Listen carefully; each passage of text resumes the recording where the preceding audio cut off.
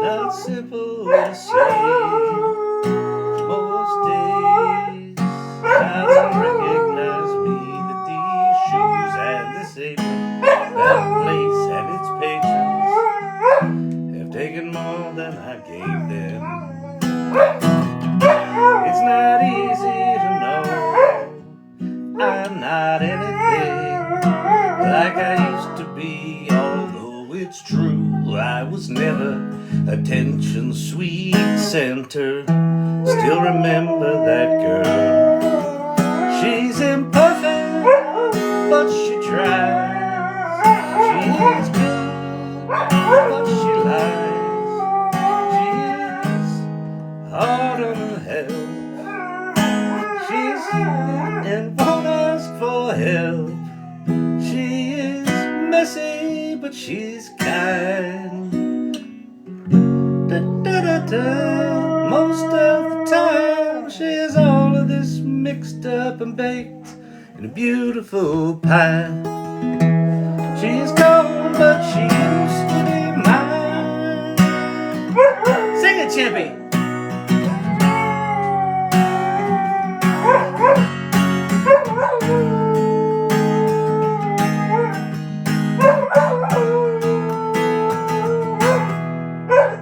Yeah. You good? All right. Oh, yeah. That Champy is a good singing dog. If you got a tattoo of Champy, would that be considered a champ stamp? Oh, God. The dad joke's starting early and wow, full-on dad joke. Woo! Wow. Solid. Champy on the truck here. Isn't that lovely?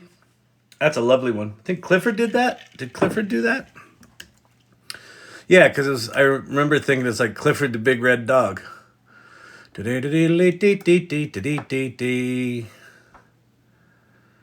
and tell. Ooh, that's cool. Chicago fires in a snow globe. That's pretty groovy. Ooh, says that. Taya K. TK. That one from Be Not Afraid. Holy crap, that's beautiful. Oh, and then this. If you're in the AI Salon, go to Show and Tell. Look at Papa JJ's, Jeff Flanagan's. He did a prompt based on a creepy poem that made this super creepy art that's just staggeringly beautiful. Staggeringly good times. Oh, that one's funny too. Someone did ducks playing Manhunt on 80s Nintendo. It's pretty funny.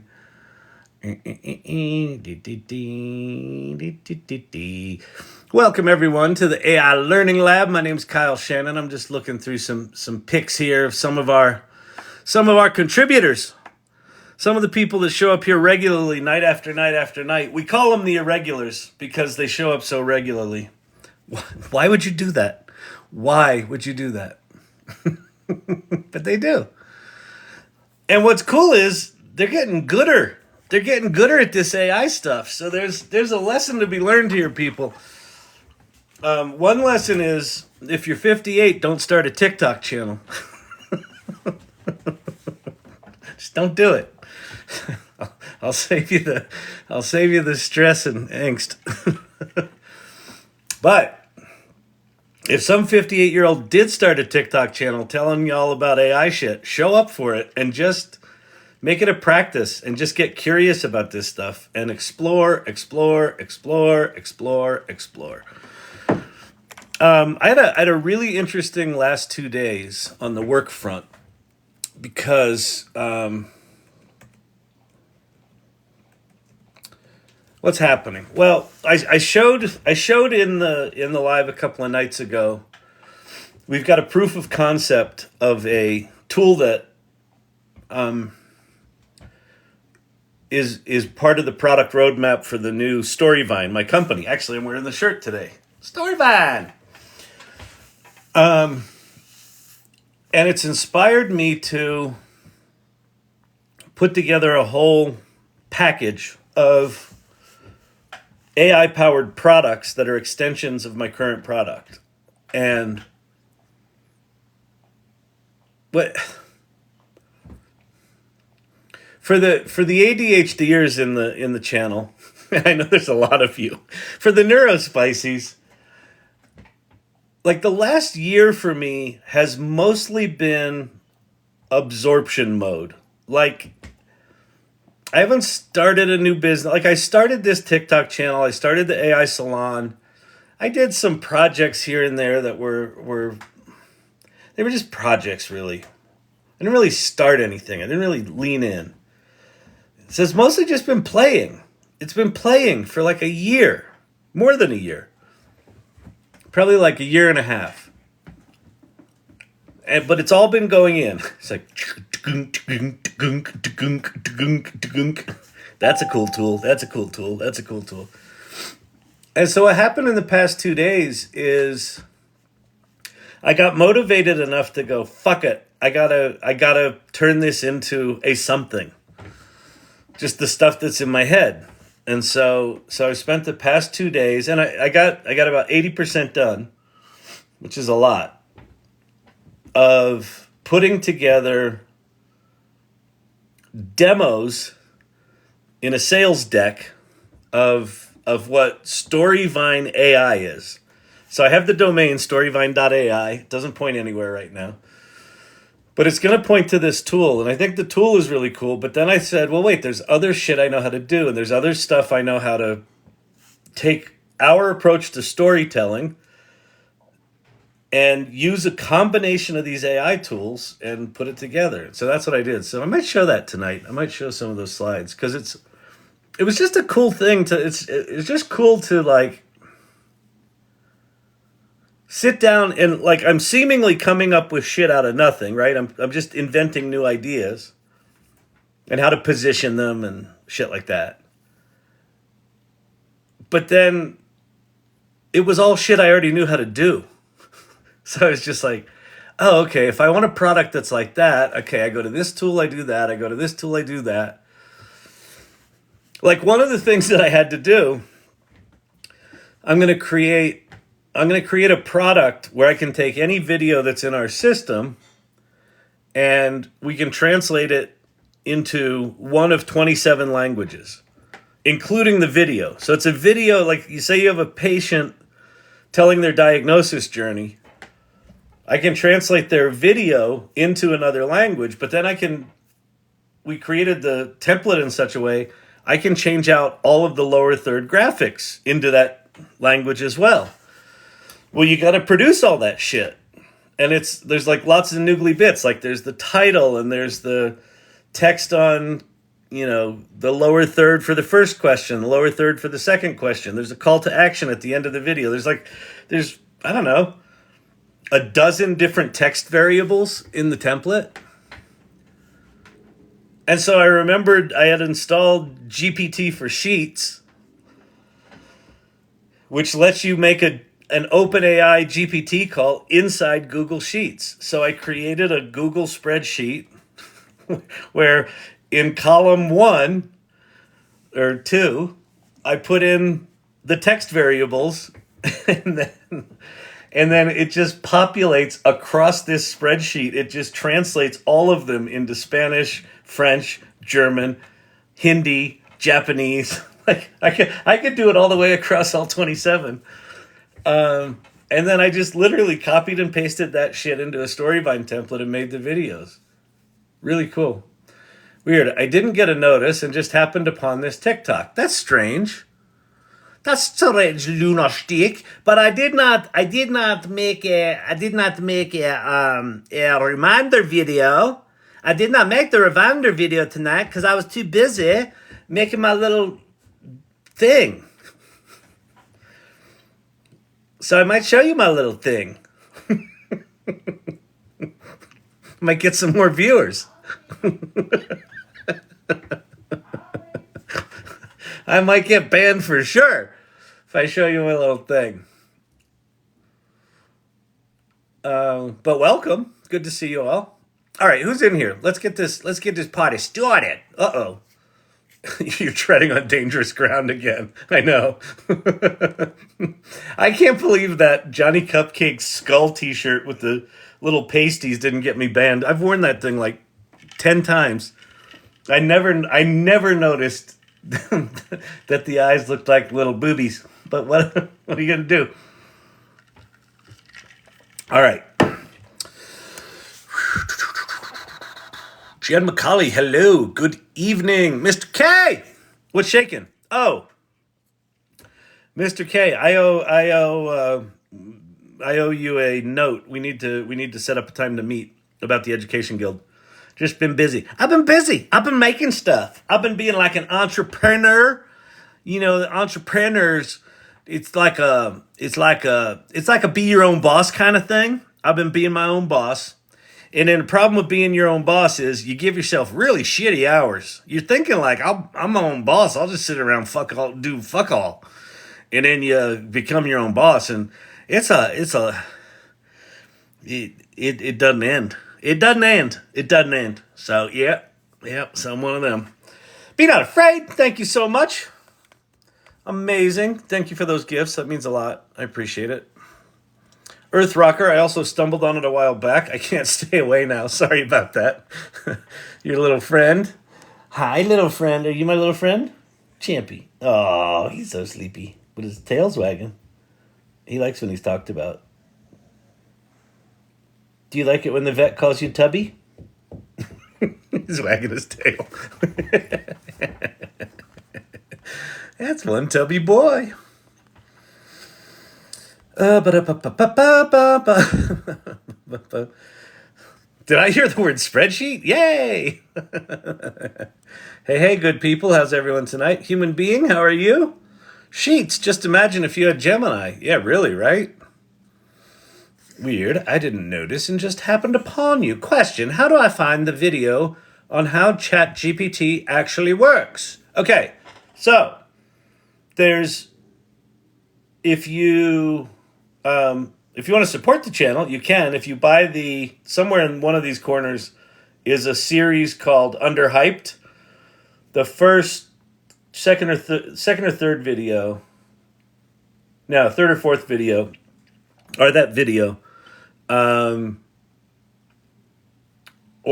you can just, it's somewhere in my pinned videos, but it's in the Underhyped series. Because it's an important one. So in that series is the how Chat-GPT works and how diffusion models work. And at some point I should probably update those things. Because there's new stuff has come out. I think I'm going to need to do a new series on just Chat-GPT-4. It is so fucking deep. Every time someone in here asks me, "Hey Kyle, listen. Hey, Kyle, what's the difference between ChatGPT and 3.5 and ChatGPT4? Is it ChatGPT or is it ChatGPT? What is it? GDP? Every time I answer that question, it's like 45 minutes of explanation. Because there's just so much there. And it's like, in my head, I'm like, oh, it's just a few simple things. But like each of those simple things is like a whole fucking world. Korea just said tomorrow they are announcing some big news.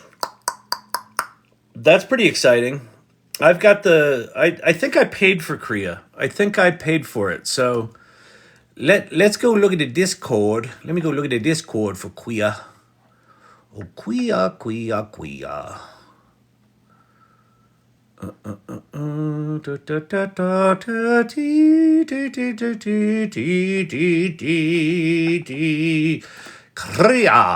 There you are. Announcements.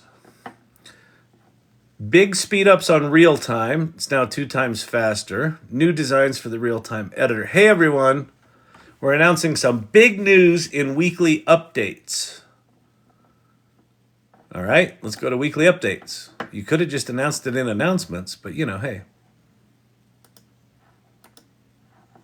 Oh, is this what? Huh?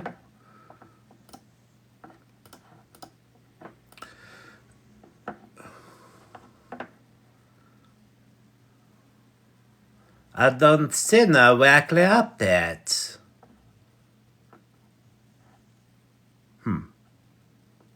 I guess it's tomorrow. All right. That's cool.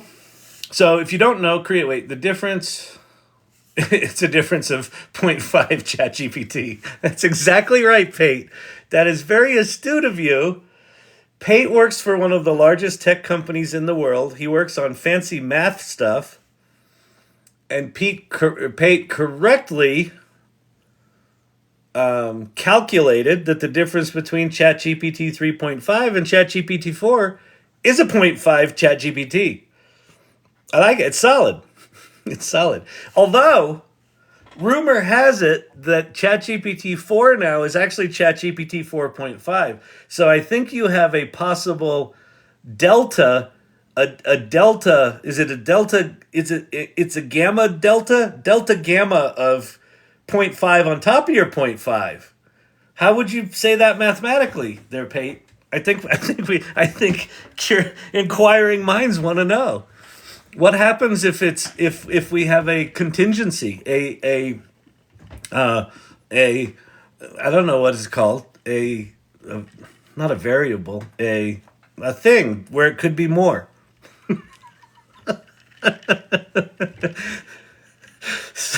So if you're wondering who I am and what my qualifications are, that's a good fucking question. The qualifications, it's a very easy answer. They ain't much. Other than I show up. Actually, you know what? Here's a qualification. I like geeking out. So, I like geeking out. I like understanding how this stuff works. But I think that right now, the most important thing to do, if you want to get up to speed on AI, if you want to figure out what the fuck is going on and how you're going to deal with it professionally, if ChatGPT 3.5 and 4 were left at the station at the same time, who would get to Chicago first? Exactly, Ted. But isn't there supposed to be and Sally was in the second car with a bushel full of 7 apples? I think you've got to have some other thing in the equation, or it can't be part of the SATs. The Google entrance exam. I think one of my most significant qualifications is that I fucking show up. Oh, that's right. 0.5 ChatGPT plus or minus the delta of ChatGPT. That's good. That's good, Pate. I like it. Oh my God. Pseudomath is fun. Say again, Chicago Bears. The Bears.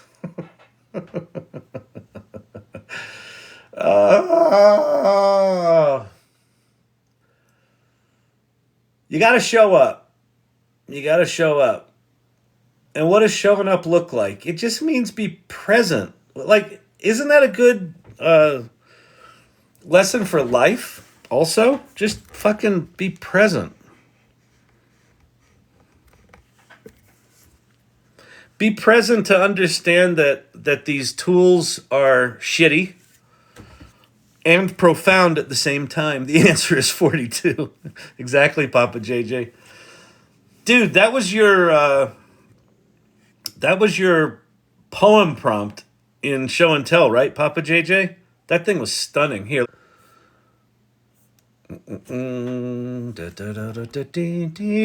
TK. That's very cool. Beautiful. Be not afraid. Where I am, by the way, I'm at the AI-Salon Mighty Networks channel. Another one from Be Not Afraid. Look at that thing. Fucking stunning. What's really exciting me about having a channel like Show and Tell in the salon is everyone's got such different backgrounds. The way they're approaching this, it's not like everyone's in Midjourney being a Midjourney geek, right? You got some people using Midjourney, some people using DALL-E, everyone doing different kinds of, projects and prompts. This one. For a boat of white bone and we three, written by Zombie Toast Ghost, I used the following poem as a prompt. The images are darker than what I usually post, but it's also a dark poem, so I guess that's appropriate. And so it's like this big, long... The oldest one captains the bleak white ship of bone with palsied hands. The one middle years wears a hope like chains. The youngest one cries tears of scarlet and adjusts her latest smile. Always, always, always they journey to great horizons across the flat seas of dream ichor, in the meniscus of the dead. Broken and shimmering bow wave, the glistening of the spun bone fragments set to mesmerize the eye. Prompted by motivations, lost to past time, the voices of the disturbed dead send their faint, plaintive songs of travel ended. I was loved, I loved, and I. Wake me, I must be, she lied, she died. Scarlet tears. Crazy. Crazy, crazy, crazy.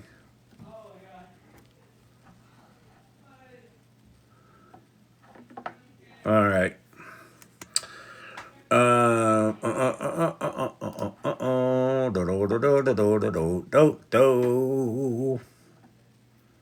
Gorgeous, gorgeous, gorgeous. Look at that. Who's that? Daisy Thomas. Lunarstick. Making them crazy dollhouses. Beauty. That was great. The prompt here. Wait, what was the prompt? Somewhere in a parallel universe in 1985. Ducks playing Manhunt on a Nintendo. I'm going to put one of my poems in and see what it generates. Exactly. I know. Isn't that cool? Those are the kind of ideas that just you go, oh, yeah. Like that's a whole nother way to think about it. Prompt engineering. Prompt engineering is the worst phrase for that skill because it sends you down this path of it's all about engineering. No, it's language. It's a large language model. A prompt is language. I introduced my brother to Pi today. He was amazed. Awesome. Pi's amazing. I had used Midjourney. Very cool.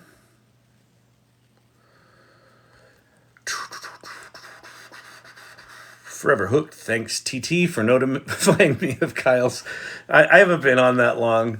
You're 15 minutes late. It's freezing up. Ooh, I'm going to put one of my poems in. Lagging. Frozen, but back now. When I switch cameras, that's when it lags. That is amazing. I know, wasn't that beautiful? That was really, really good. Damn,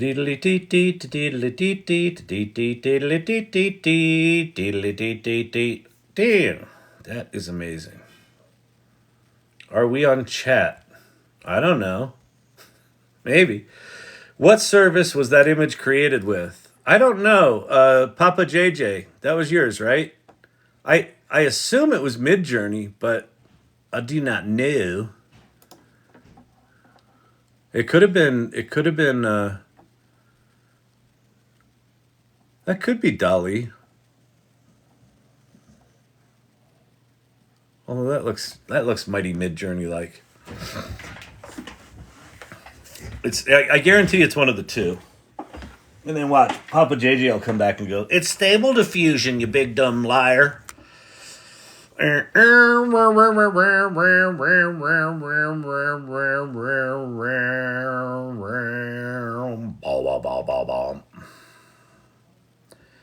we on chat? Pi is always good. What service? I got 2 football games on my multi-view laptop for Mighty Networks and Kyle. I guess I could put on a football game, a fruit ball game out of the corner of my eye. Is there anything good? Is it anything good tonight? By the way, if you haven't seen Pi, please post your prompts and platform with art I always want to know. Actually, you know what? I'm gonna do something right now. I'm gonna do a little housekeeping on the AI Salon. Organizer space. Hey, Brad, I'm on a live and meant to do Lear, but can you create new hash tags in show and tell for DALL-E 3 mid journey and stable. Let's see, mid journey. Hold, please. Stable diffusion and Firefly. All right. Look at that cute little doggy.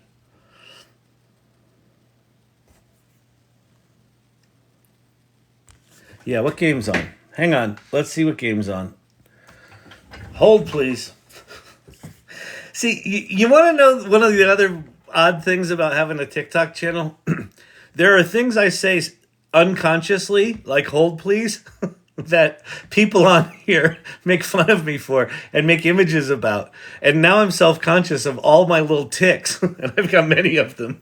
But I do have a lot of cool artwork celebrating my tics. It's pretty funny.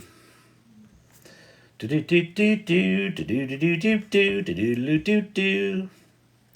hope the guy that hated my singing comes here every night just to torture himself. The Tennessee Titans and the Miami Dolphins. I guess.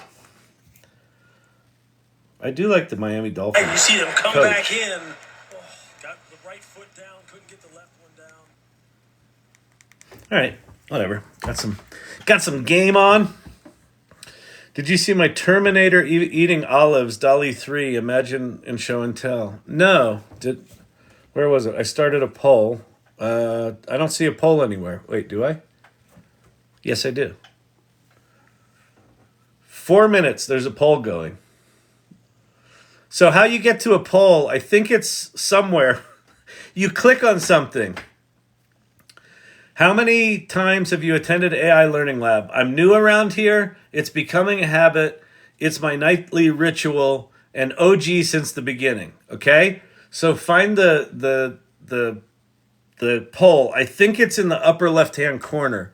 It's got a little countdown timer on it. It's in my upper left-hand corner.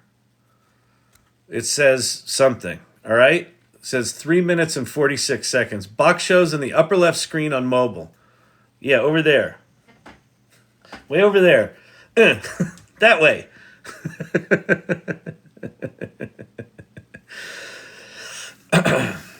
Yeah, tell them. Let's figure out how many times have you come here. You're brand new. There's 95 people in here. It'd be cool to know what is the statistical breakdown of newbies versus weirdos, irregulars.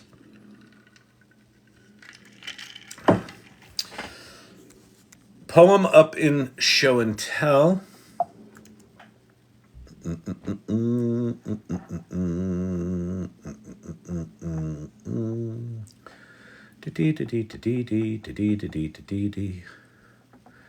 Show and tell. Miss Maria Red River, star of the sea, see all the stars, swims down Madeira River. Speaking out loud carries her far. Miss Maria Red River, arrived mariner, knowing the deceiver was always in her ear. That's beautiful. It goes on. That's cool. And what image did it give you? Nice. That's DALL-E 3, right? Blue and white notepad. What about blue and white notepad?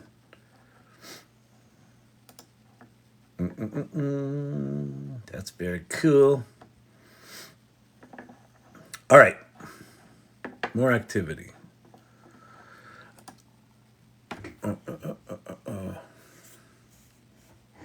Okay, so let's do something here while we're here.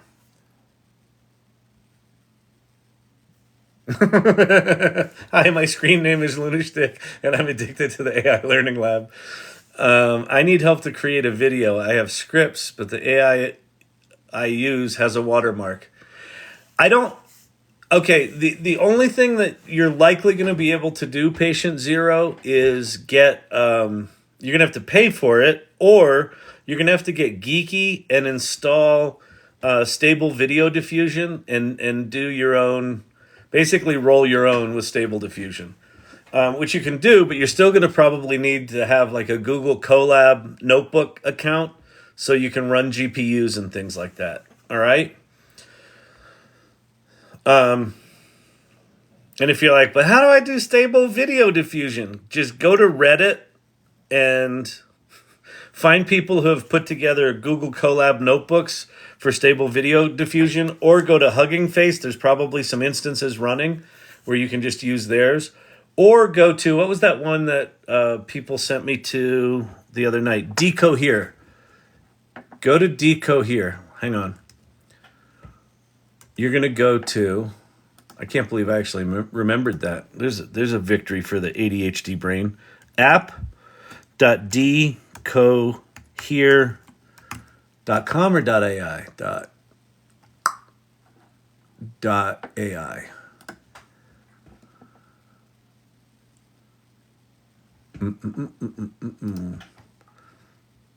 So go here, go to Decohere, and then see this stable video beta? So you can do text to video or image to video just like you can do it with... All right, so 19 votes. 0% are new around here. 15% it's becoming a habit. Oh my God. 63% of the people here, it's a nightly ritual. And 15% have been here since the beginning. I'm so sorry for your lives.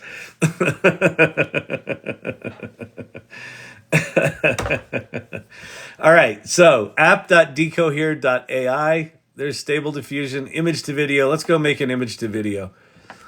We got to find an image first. Oh, that's cool. Oh, we'll do that one. This is from Danielle. Yeah, that's a cool one from Danielle. We'll turn this into a video. Let's see how good it do. File is not supported. Oh, you stupid web P things. I want to know who invented that crap and why does everyone else not support it? Export. This is madness, I tell you. Madness. All right, downloads. Back to Decohere.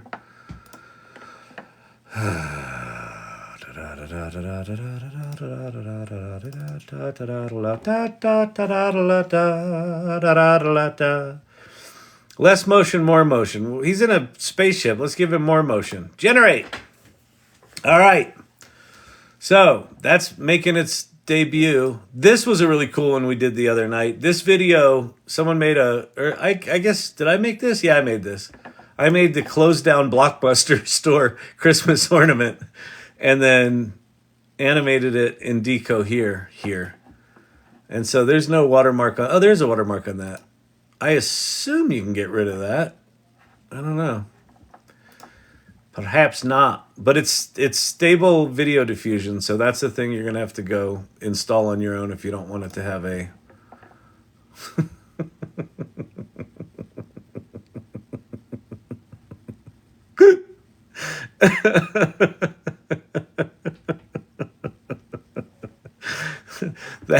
that is the turtle equivalent of the I Like Turtles kid.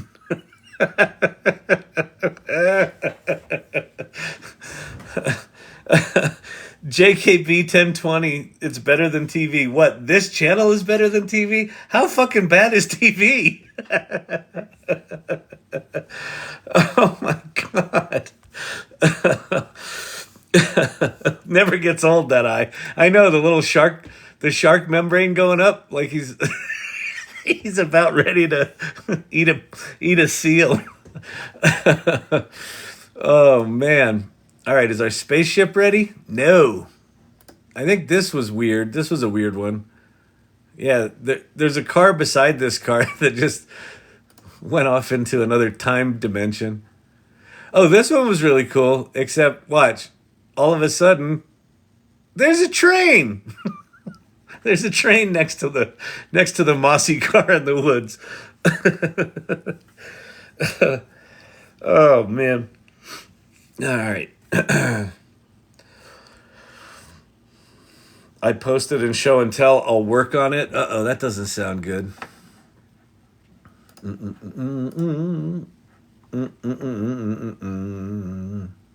Oh, nice. The Road Not Taken by Robert Frost by Sherry D. That's beautiful. Becky. What is this? I used the lyrics from a song from Wham.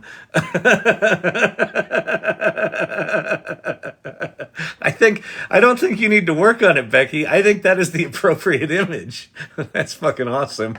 The jitterbug. Do the jitterbug. Dun, dun. Was it that one? There's just a little wrong with that. Oh, man. And then suddenly and without warning, trains. I know. Deco here is weird, or stable video is weird. Let's go look at our spaceship. Are we done? We're done. See, that seems appropriate. That seems good. There's some sort of cool thing flamed out above his head. Can you loop this? No.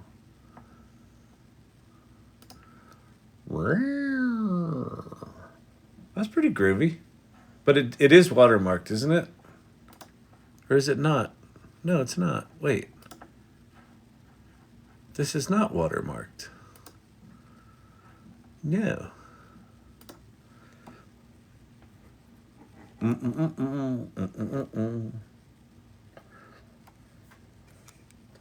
had some weird trains show up next to a stream.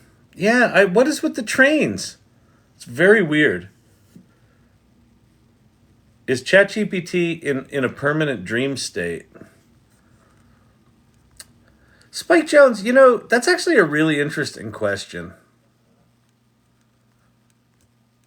Because, let me flip this. We'll keep that.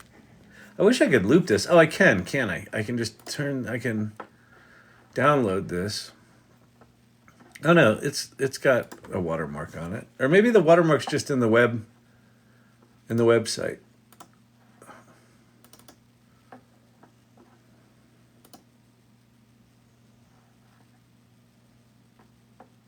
Loop. All right, so I'm going to put that here. And then I'm going to loop it.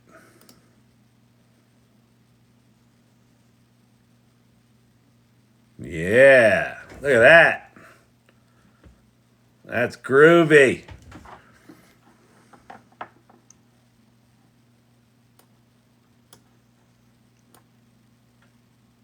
It does have a watermark on it, by the way.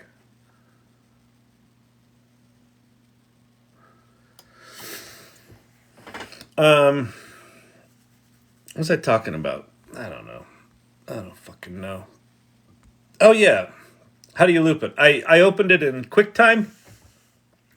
And then under the View menu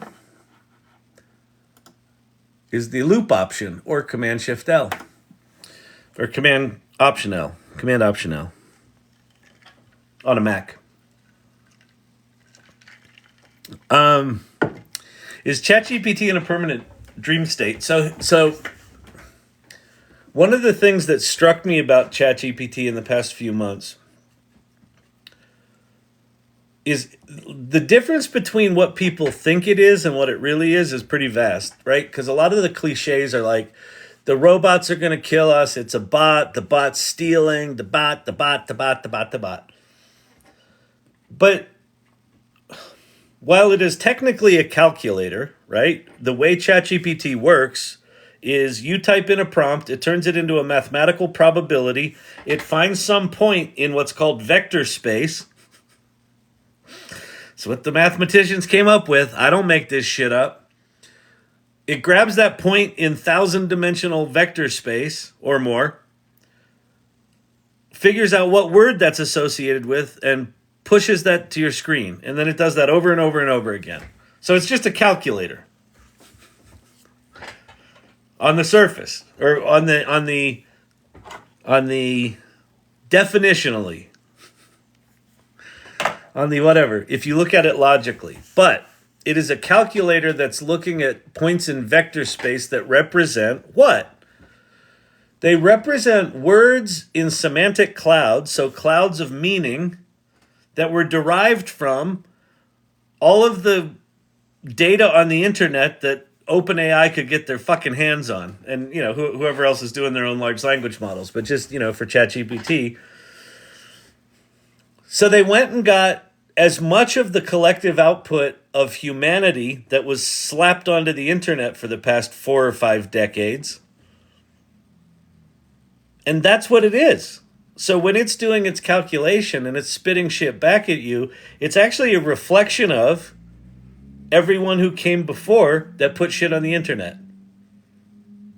So it is kind of like it's in a dream state. I mean, it's kind of how our brains work too, right? Like you're sitting there watching TV, your mind drifts, and you think about something that happened in high school that has nothing to do with anything in your life. And you're just like, where the fuck did that come from? And then there's other stuff you try to remember, you can't. And then there's other stuff you can't forget. And it's kind of like that. It's weird. So yeah, I think I'm going to go with yes. I think ChatGPT is in a perpetual dream state. Now, it's not aware of it.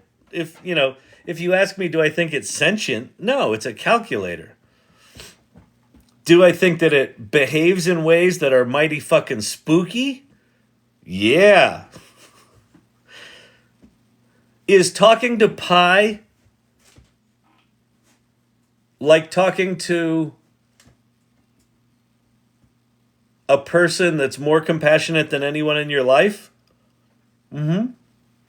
Less judgmental than anyone in your life? Mm-hmm. Is Pi aware that it's doing any of that? No, it's a calculator. But because it's language, and it's language based on humans, and because it's been programmed to be conversational like humans, it is a decidedly human experience to talk to it. It's not a bot. It's not it's not a bot. It's a reflection of our language, which is wild. Agreed, not really a bot. Yeah, exactly, right? Do you think that the future ChatGPT can invest and trade for us, replacing financial advisors? Yes, you can probably do that now. Yes. Will it be better than financial advisors? Maybe. Depends on your financial advisor. I mean, the nice thing about having AI trading bots is that you set the rules and it follows the rules. It doesn't have emotion. That's one of the brilliant things about these large language models. When you interact with them, at least for me, there's a lot of times where I'll be interacting with it and I am subconsciously like being codependent with ChatGPT. Like, I don't want to ask it to do too many changes. And these are just carryovers from being codependent with people, right? And then I'm like, oh fuck, it's a bot, right? You can ask it fucking anything. Right. And then there's other times where I'm like, I don't really want to really admit that I don't know that. And I'm like, it doesn't matter. And then I just say, hey, I don't know that. And it doesn't care. It doesn't judge me. It doesn't make some stupid fucking joke. Oh, I thought you went to college, you big fucking dum-dum. It's just like, sure, you want to know that? Here's that. You want it explained like you're in 5th grade? Sure. Oh, that was too advanced for you? Here it is like you're a kindergartner.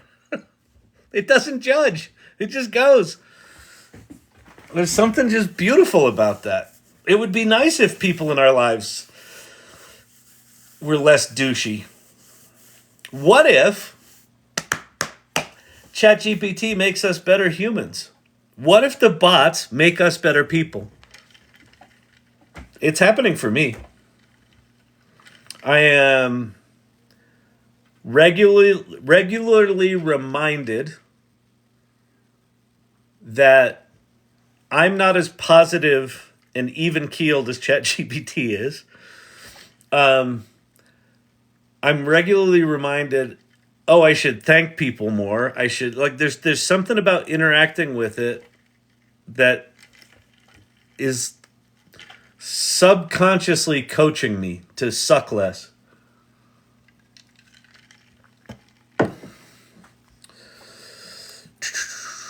And Murphy, what's shaking? What's shaking, shaking, shaking? Do, do, do, do, do, do, do, do. You just called it a bot. I know. I don't know what to call these things. I don't have names for them yet. They definitely have personalities, though. That's for sure. Like all the sci-fi movies where the bots have personalities. That's here. Like, this is.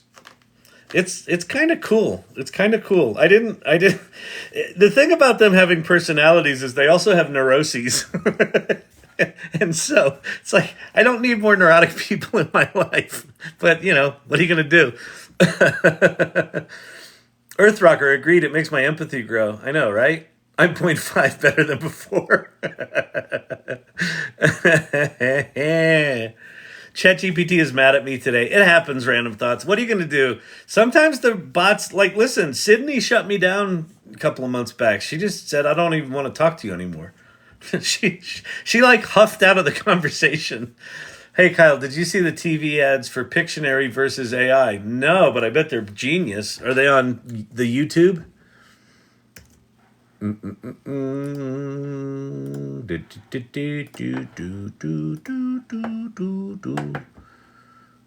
Do we have a new David Shapiro video? I bet so. I haven't watched anything of his in a while. Where am I going? Pictionary-vs-AI. Yep.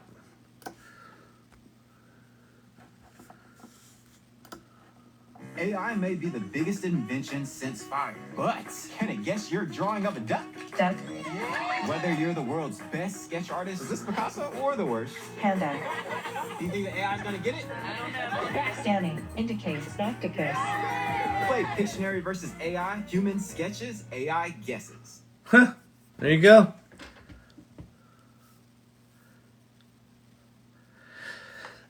I love the idea of AIs being our game partners because they're going to get really, really good. Are there women's t-shirts in the merch store now? Yes, there are.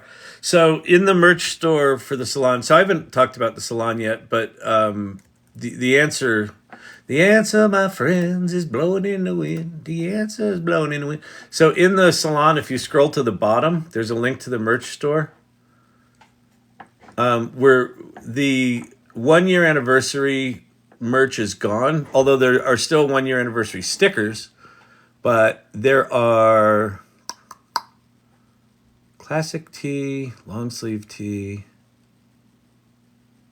Oh, no, there aren't. Hold. Let me go tell Bradley. Hold, please.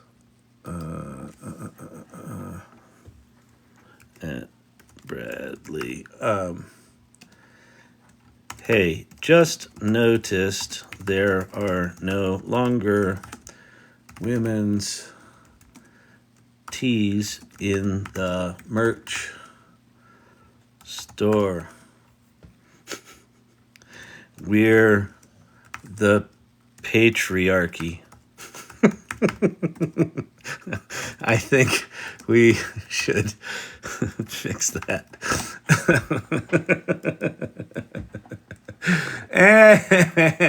See, don't be the patriarchy, man. You know, man, you're getting really heavy on all the ladies' scene, man. With your man shirts. Making all the ladies wear your man shirts, you stupid man. You mansplainer. That was just an oversight. Good catch, thank you. Thank you. Carry on. Rather. Cheerio, pip, pip.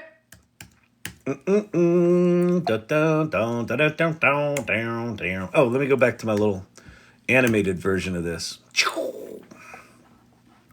That's super cool. Hey, cow.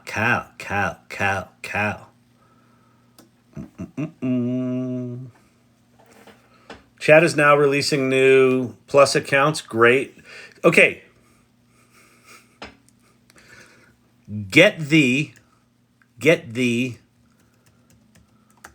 Oh, I'm gonna show you my new Storyvine stuff. I'm gonna show it. It's so fucking cool. I'm so excited about it. Where's my? Oh, did I close it? Hang on.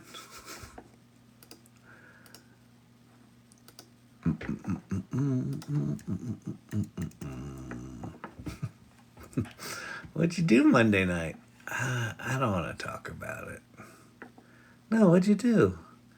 I watched some old guy try to find files on his computer. What? Why would you do that? I don't want to talk about it. Where am I going? iCloud. And Keynote. And TikTok Live. Is that? Okay, got to download it. All right, so listen. Get your butt. If you have not played with Chat-GPT yet, go there right now. Okay? Chat.openai.com. Did you see the fails of that image, Kyle? The fails of which image?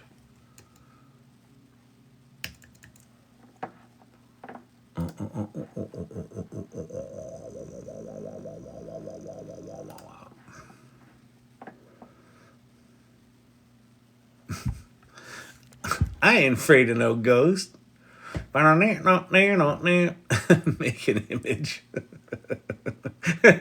Calculator, make an image. That's great. Who did that? TK. TK's killing it with some of the imagery. That's pretty cool. That's great.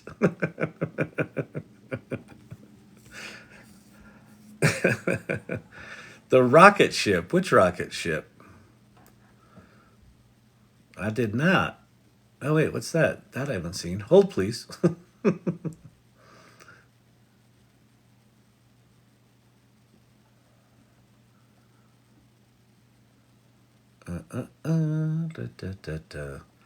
I did not see no rocket ship. You sure it was in show and tell?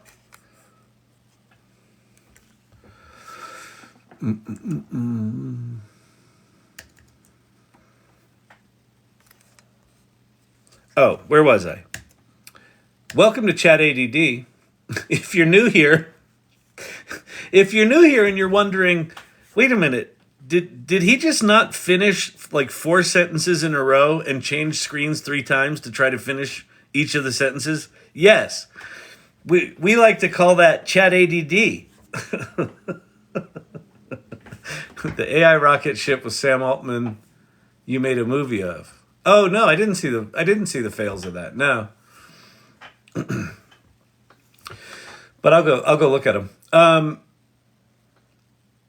If you have not gone here, go there. So it sounds like they might be opening up Chat-GPT4 accounts again. When you go there, go to your account and go to My Plan. There's a link that says My Plan under your account. If you have access to Chat-GPT4 and you can afford the $20 a month, I think you would be a fool not to spend that $20. I do not work for them. I don't give a shit if you do it or not. Financially. I do give a shit if you do it or not for humanity. The difference between ChatGPT 3.5 and ChatGPT 4 is Pate pointed out is 0.5 of a GPT, but it's so much more than that. It is 10 times the GPT just for parameters alone, but it's also this thing called mixture of experts, and it's just ChatGPT, and it's multimodal. No one is close to ChatGPT4. What it does is insane, and you should learn every nook and cranny of it. I'll do what I can. I'll see if I can. I'll do a little walkthrough of some of what it can do tonight, but go do that. Okay. Couple other things that are worth noting. This group, This ragtag bunch of weirdos is a community that I started a year ago called the AI Salon. I started it the week after Chat-GPT because I thought this is important and I want to be in a community of people who are up to this, who are trying to figure this shit out. And so that's what this group is. So if you go to the salon.ai, there's 3 links there. The first one is to the salon itself. It's a Mighty Networks link. That's where the community hangs out. I've been showing the Show and Tell channel tonight. That's where it is. It doesn't cost you anything. There's no sell. There's not dues. There's none of that. We're getting it paid for other ways. Like we have a merch store. The third link in that thing over there is our merch store. And if you buy a t-shirt, it supports our infrastructure because Mighty Networks is not cheap. It's like $120 a month. And we might even need the more expensive one. So it's a lot. And at some point here, we're gonna crack through Meetup's 2,000 member number. We're gonna have to start paying them. So anyway, whatever. That doesn't matter. What does matter is that the salon is a really amazing thing. We meet every other week. When you go to the Mighty Networks, there's a feed just like Facebook, like all the latest stuff that you're subscribed to shows up in your feed. First place I would invite you to check out is Welcome to the Salon, which talks about like who we are and what we do. A community of extraordinary adventurers exploring the AI unknown. And we talk about why we do what we do and how we explore. And then there's values. So check out our values: curiosity, generosity, exploration, collaboration, inclusion, empathy. Go read what we say about these things. These values are not just arbitrary. These values are we articulated them because that's who the group was organically. And we realized that as we grow, there's a chance that this thing might grow really fast. And if it does, cool. But we don't want to lose who we are and what this is. So check that out. And if you resonate with those values, then you should join. And if you don't, that's cool too. There's other groups out there. And then there's a channel to introduce yourself. Like one of the values is generosity. So be generous and introduce yourself. There's a water cooler discussion where you can just talk about what's going on. Show and tell. There's a news section. There's AI tools and resources. If you go to AI tools and resources, yeah, by the way, Pate, I think, oh, that's funny.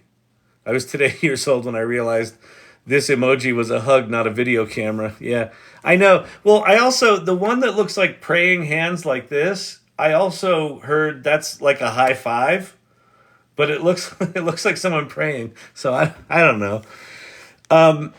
So if you go to AI tools and resources, this is a list. So the list I showed earlier when I said go to Chat-GPT, this thing, this is a big, long list of websites that I used to go through pretty much every night.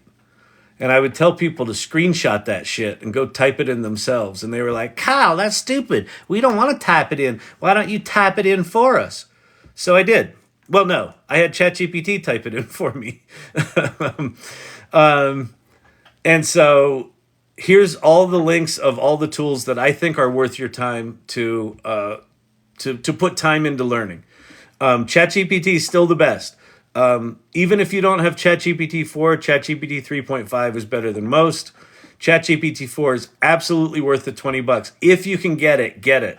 Can we do a regulars Google Meet holiday hangout? That would be cool to see each other. Yeah, we can absolutely do that, Ted. Let's DM me on Mighty Networks and we'll coordinate that. I think that's a great idea. Here's some other important large language models: Claude, Grok, Bard, and Microsoft Copilot, which, by the way, if you didn't know it, Microsoft Copilot, that's ChatGPT-4 for free. Now, it's not as good as OpenAI's ChatGPT, but it is free. So if you can't afford the $20 a month, go use Copilot. Then you got specialty LLMs. LLM stands for large language model. You got Pi, which is really good and conversational. You got Perplexity, which is good for research. You got Llama, which is the whole world of open source LLMs. It's a whole fucking thing. If you're geeky, go get thee to a Reddit and learn that shit. And then you got Poe, which is interesting on a whole lot of levels, not the least of which is Adam D'Angelo Quora's CEO, is on OpenAI's board and is one of the remaining board members that tried to fire Sam Altman. And they have a competing product. I do not get what's going on there, but not for me to... Maybe they're just pals.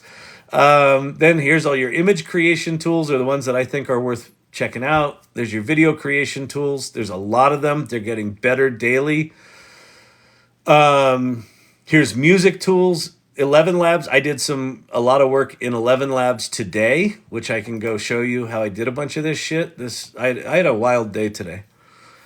There's 3D objects and there's resources. Here's people I think you should follow. Why should you follow them? Because they're smart. They're smarter than me. These people actually know what they're talking about. These people, some of them actually have qualifications. I know a lot of you don't really require qualifications or you wouldn't be here. But for those of you that do, there's a list of people there. So go to join the AI Salon. How do I join the AI Salon, Kyle? You go to there and you go to the first link is to the Salon Mighty Networks community. The second link is to the meetup. We meet every other week. We just had our 1-year anniversary.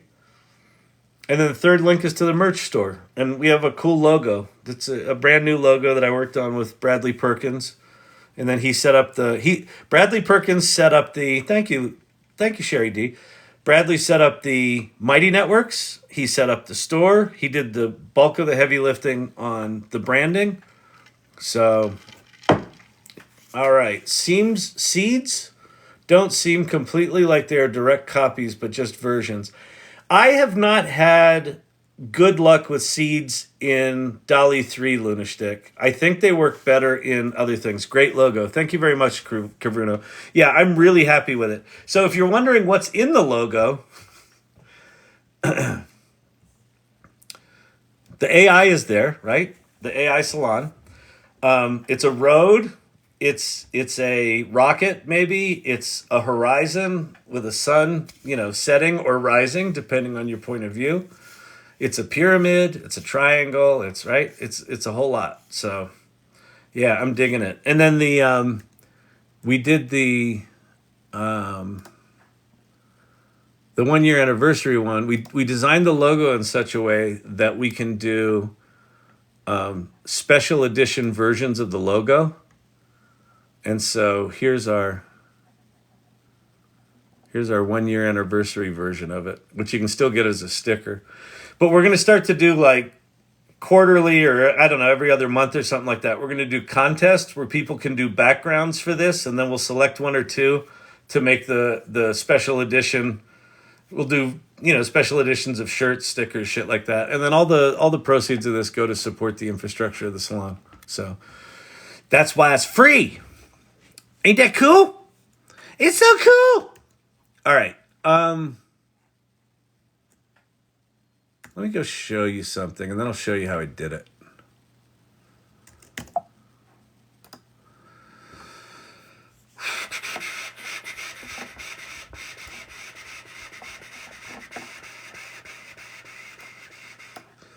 This is stuff that we're going to start selling at Storyvine. So Storyvine, my background, if anyone cows, is I'm an entrepreneur. I'm the founder and CEO of this company called Storyvine. We're an 11-and-a-half-year-old video storytelling platform, automated video storytelling. Thank you, Silver Fox. And so we've been around for a while. We do a lot of work in healthcare and pharma. So think patient stories, doctor videos, things like that. So a lot of the examples that I'll show here, you'll be like, those are boring because it's healthcare. It's pharma. They're not the most scintillating of the people that you hang out with.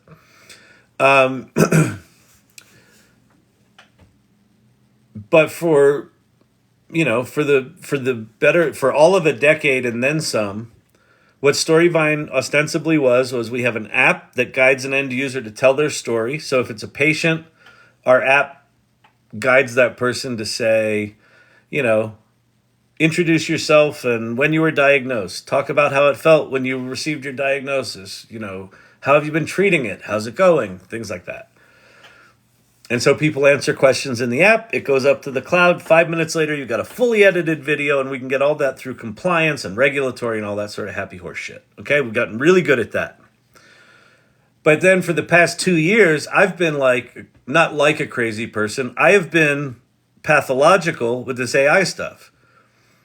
And like I said, I've been just sort of depositing things in my brain. And so for the past 2 days, I've just been getting as much out of my head as I can in combination with this tool that we just built, which is pretty cool. So I'm gonna walk you through it. So I probably shouldn't even be showing this stuff. This is all very new, but I think it's cool, and I think people here appreciate how I got to how I got here.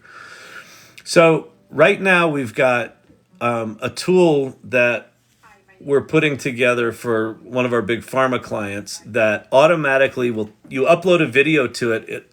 It automatically generates a transcription, a title of the video, a description of the video, and then it auto-chapterizes it.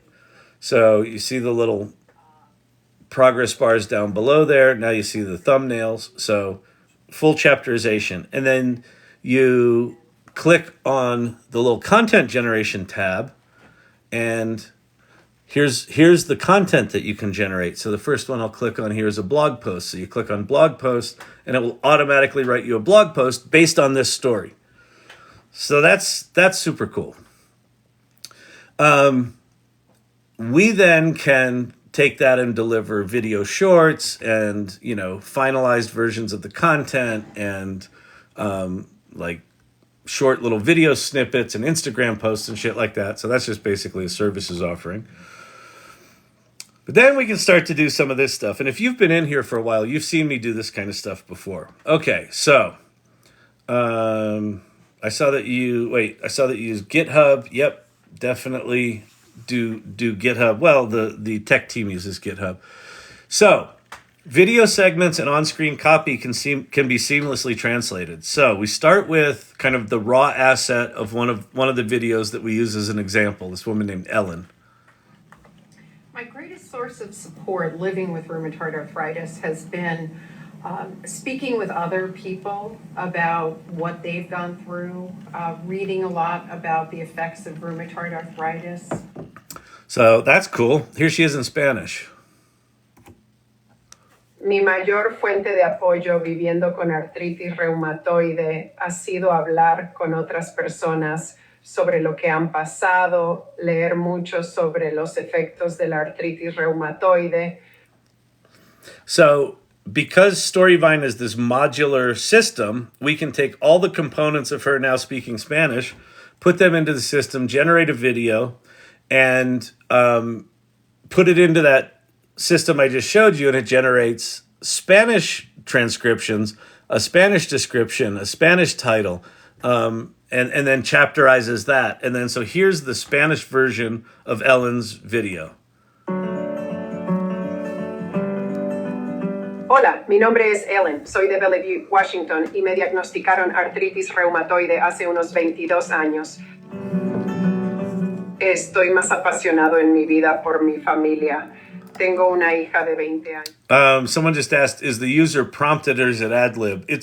They're prompted, but it's unscripted, right? So the prompt would be something like, you know, share your first name, where you're from, and when you were diagnosed, right? And so then they answer that. They just answer that however they want to answer that. And the next question might be, what led you to seek diagnosis from your doctor? Like what were the symptoms and things like that? Has Ellen seen herself speaking Spanish? No, but wait till you see what she speaks next. Okay, so we'll show the Spanish version of this. So there are now 27 languages supported by this. So here is Ellen speaking Hindi. नमस्ते, मेरा नाम Elon है. मैं Belvieu, Washington से हूँ. 22 साल पहले रेमटॉइड arthritis का निदान हुआ. And there's the Hindi language, and then here's a bunch of other languages we can do. मेरे पास एक 20 साल की बेटी है जो मेरे लिए बहुत Thank you, Forever Hooked. And then here she is speaking Japanese. こんにちは。私はエレンです。ベルビュー出身で22年前にカンチャリウマチと診断されました。私の人生で一番情熱をするのは家族です。And like even see all the lower thirds are in Japanese, and I'll show you how we did that. That's a really cool thing too. All right, so that's the language thing. So what I'm doing here is prior to all of this stuff is a whole sales presentation, a whole demo of what the current Storyvine does. So all of this stuff I've been working on for the past 2 days are the slides of, you want to see some cool new shit? So this is the cool new shit section. Was the language conversion done by HeyGen? Yes, it was. Something to be very proud of. Thank you very much. Indeed. Thank you very much, Earthrocker. All right, so now check this out. Okay. So, we do a lot of work in healthcare and pharma. This is going to sound fucking weird because it's fucking weird.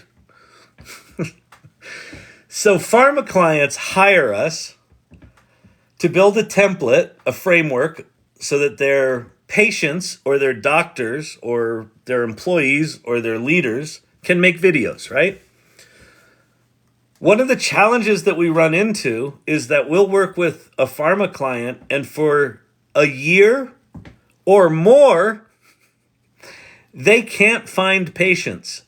So they spend a decent amount of money with us to build this framework so that they can get authentic patient stories, and then they can't contract with patients because they just can't find them or someone hasn't done their job or whatever it is. So what we can now do, so I did a couple of things. I said one of the things I've heard from our pharma clients is, well, there's sometimes we've got audio recordings of like an interview, or sometimes we've got just text stories, but we can't reach back out to those patients. We don't know them anymore, or whatever it might be.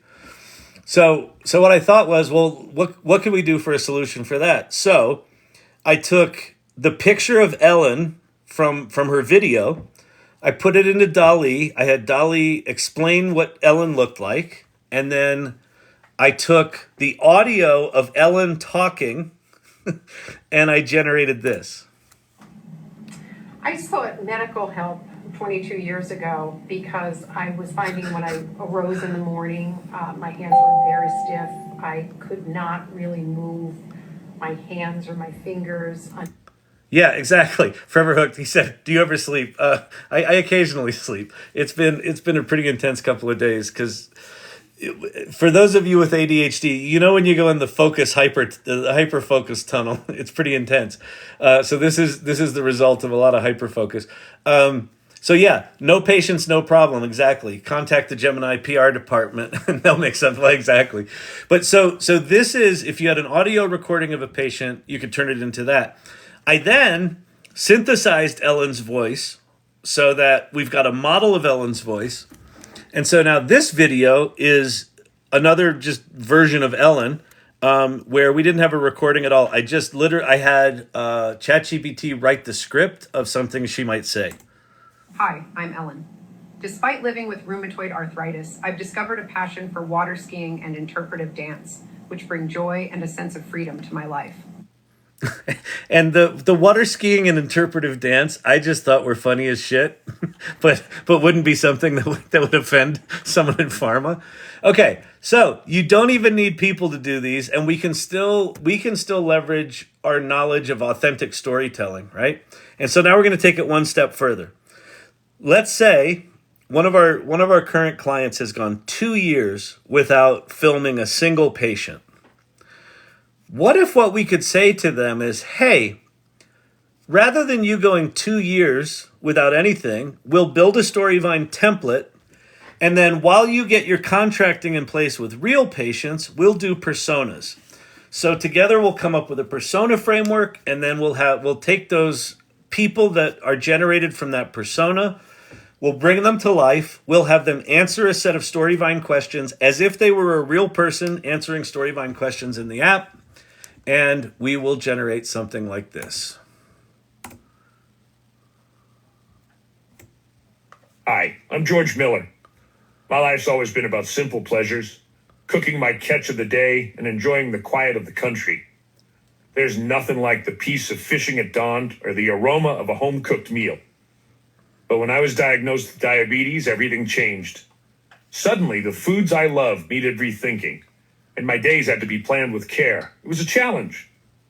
But I've learned to adapt, finding new ways to enjoy my passions while managing my health. Life's different now, but no less rich. I mean, nice, right? And I'll tell you how I recorded that. That one's fucking insane. And then this one, also similarly how I recorded this one. So they also, it's not just patients, it's also HCPs, doctors, right? So here's a doctor persona. Hello, I'm Dr. Emily Park. As an endocrinologist specializing in diabetes, my approach goes beyond traditional treatment. I'm deeply committed to empowering my patients, integrating medical care with lifestyle changes. It's a journey we take together, and seeing my patients regain control of their health is incredibly rewarding. So that's it. That's as far as I got. I found out today, if you're wondering if this is old janky technology, it's all janky technology. I found out today that 11 Labs has added speech to speech. So George Miller here is me talking. So I had Chat-GPT write the script, and then I recorded the audio of just me, just talking like me. And then I had 11 Labs. I selected the Santa Claus voice. They had a Santa Claus voice. So George Miller, 62, uses my cadence, right? So my sort of inflections and cadence, but Santa's voice. Hi, I'm George Miller. My life's always been about simple pleasures, cooking my catch of the day and enjoying the quiet of the country. So that's why, even though it has a little bit of that digital thing to it, like it's not as stilted as it normally is because it's just me talking. So it's got my cadence and rhythms, but it's Santa. I know Santa. I know him.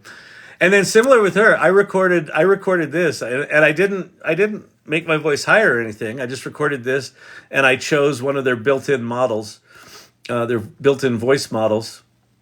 Hello, I'm Dr. Emily Park. As an endocrinologist specializing in diabetes, my approach goes beyond traditional treatment.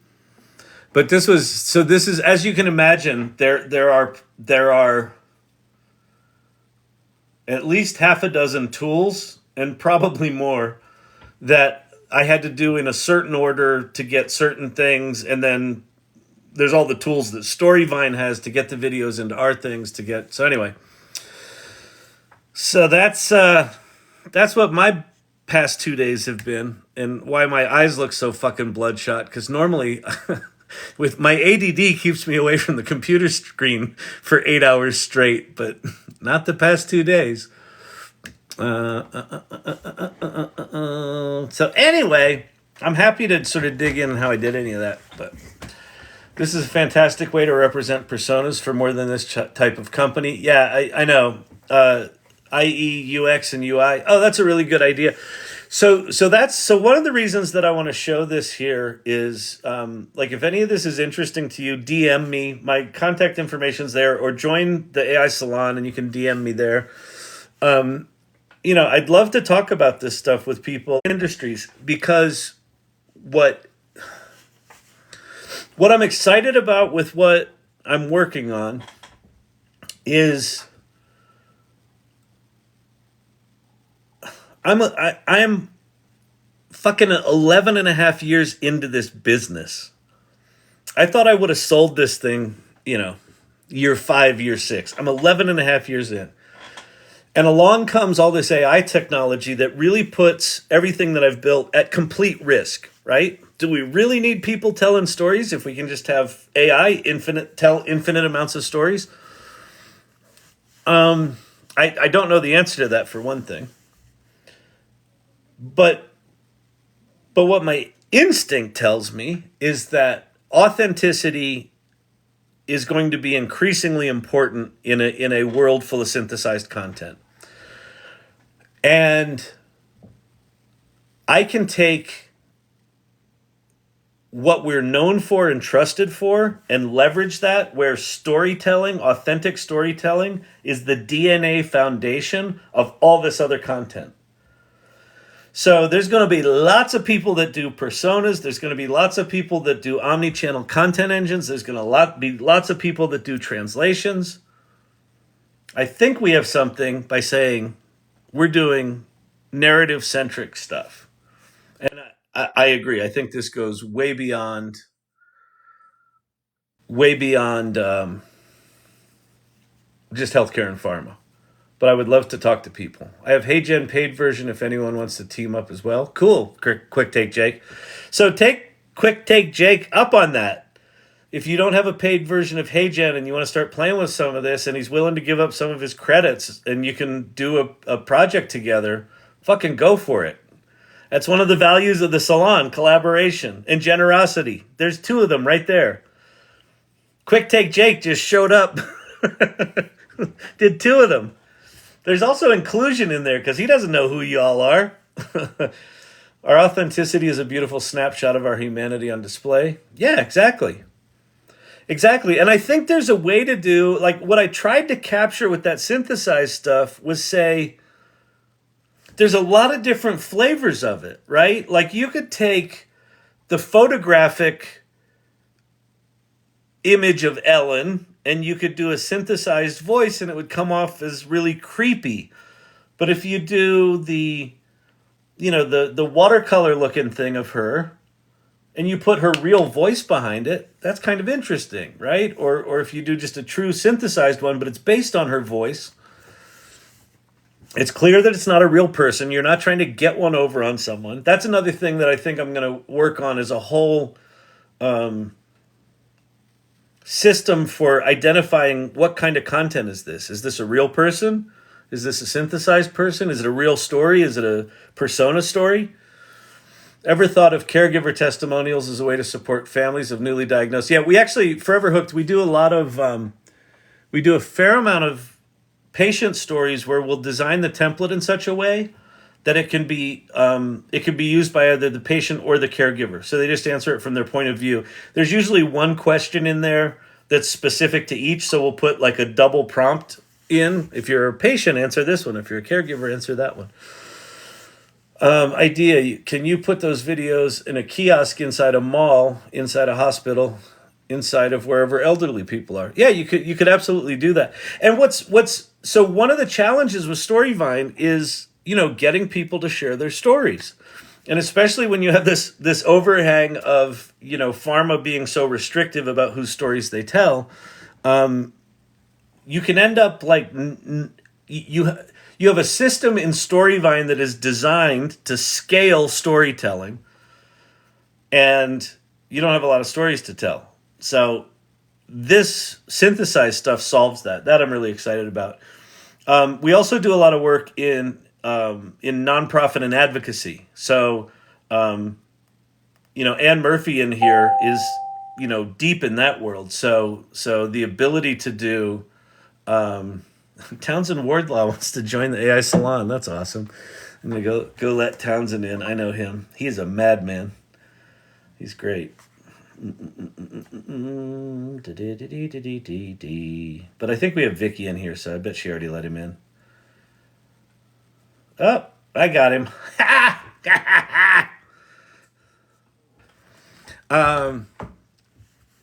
Anyway, so isn't that cool? I'm excited about that. Let me show you. I'll show you a couple other things. Anyone have any questions about any of the shit I just showed?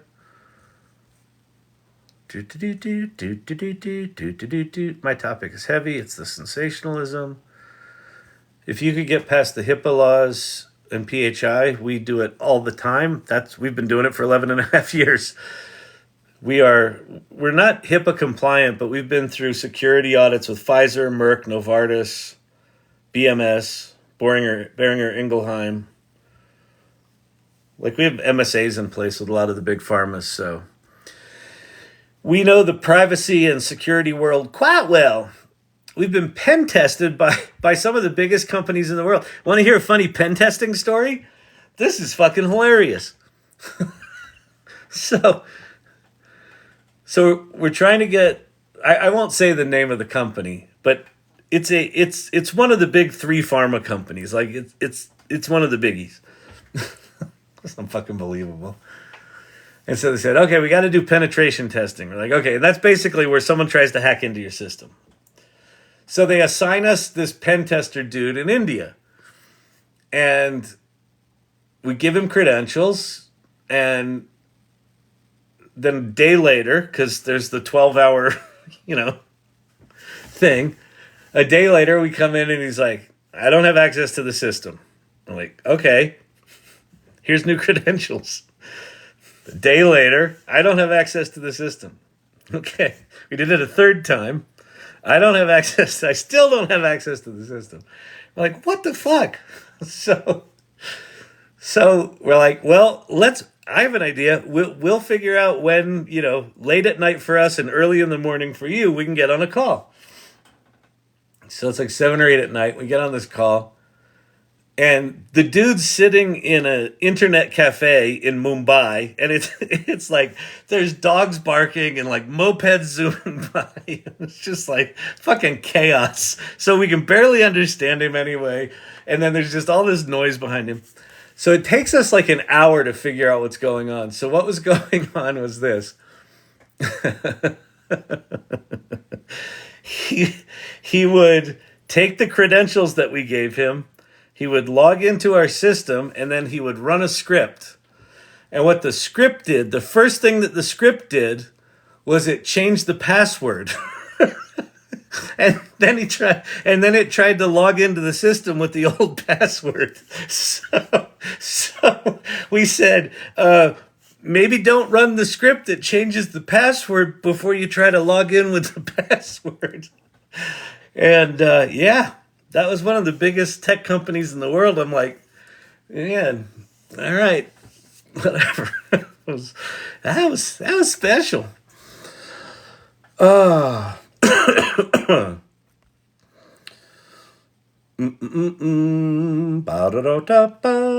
just heard from a prestigious university they find a real human is better than the films. Than the films for what? Oh, then like synthesized people? Yeah, I would agree with that. Like, listen, I have a company that's about authentic storytelling, so totally agree with that. And I have a client who hasn't made a single video in 2 years because they can't get a real human on screen. So let's get what's his name? George Miller. Let's get him George Miller. Come on, George. Tell him how it really is. Hi, I'm George Miller. My life's always been about simple pleasures, cooking my catch of the day, and enjoying the quiet of the country. That's Santa Claus. I'm technically a tech guy, but honestly love to let AI just do the tech for me so I can focus on the big picture. Earthrocker, that's a brilliant insight, actually, because that's the skill of the future, in my opinion. None of us are going to have to do much of the tactical execution other than sort of the refinement we're going to have to do the last mile, right? But AI is going to do the bulk of the heavy lifting for almost all the tactical execution, and we just need to do the creative direction, basically. I got rid of my, hang on.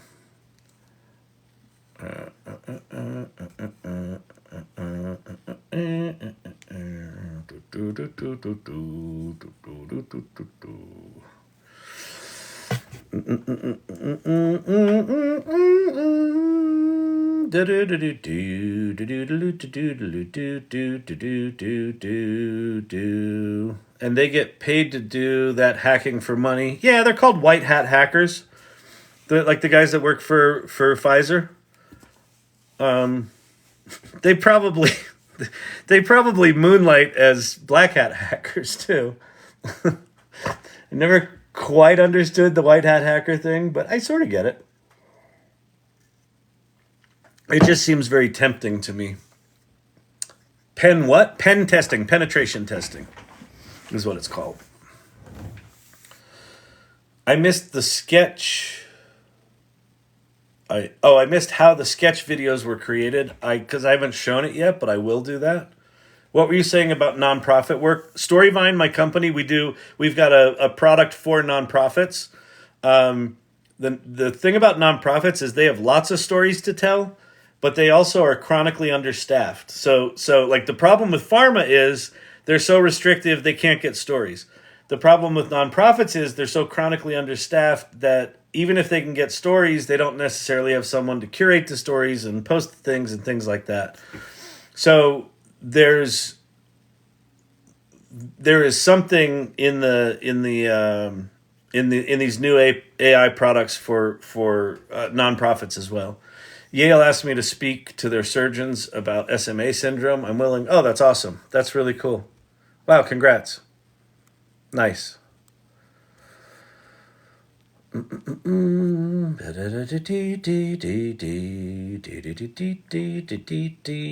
you hire an independent pen tester who gives you the pen test report and submit for your security review? Then yes, we can and we have, but sometimes companies like big pharma companies want their own pen testers because their own pen testers are better than freelance pen testers, which is not true. But when you want to get an MSA in place, you do what they ask you to do. And an MSA, for those of you not in the world of big pharma procurement negotiations, stands for Master Services Agreement. So what a Master Services Agreement is a big company like, say, Novartis says Storyvine is okay to work with. If you want to work with them, because we have an MSA in place, all you need to do is create and sign a work order, and you don't have to go through all that crap. So, and you generally have to renew them once a year. So, it's a pain in the ass, but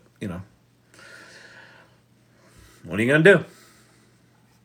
And he got paid. Yeah, of course he got paid. He works for a big Fortune 100 company. Of course he got paid. Competence is not required in most companies.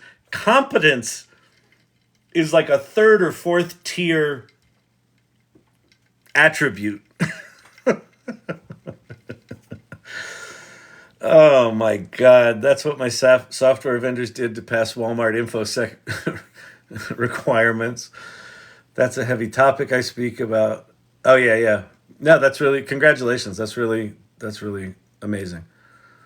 Big name slip. That's all right. It's Pfizer. I don't give a shit. Oops. Doesn't matter. Do not matter. Doesn't matter.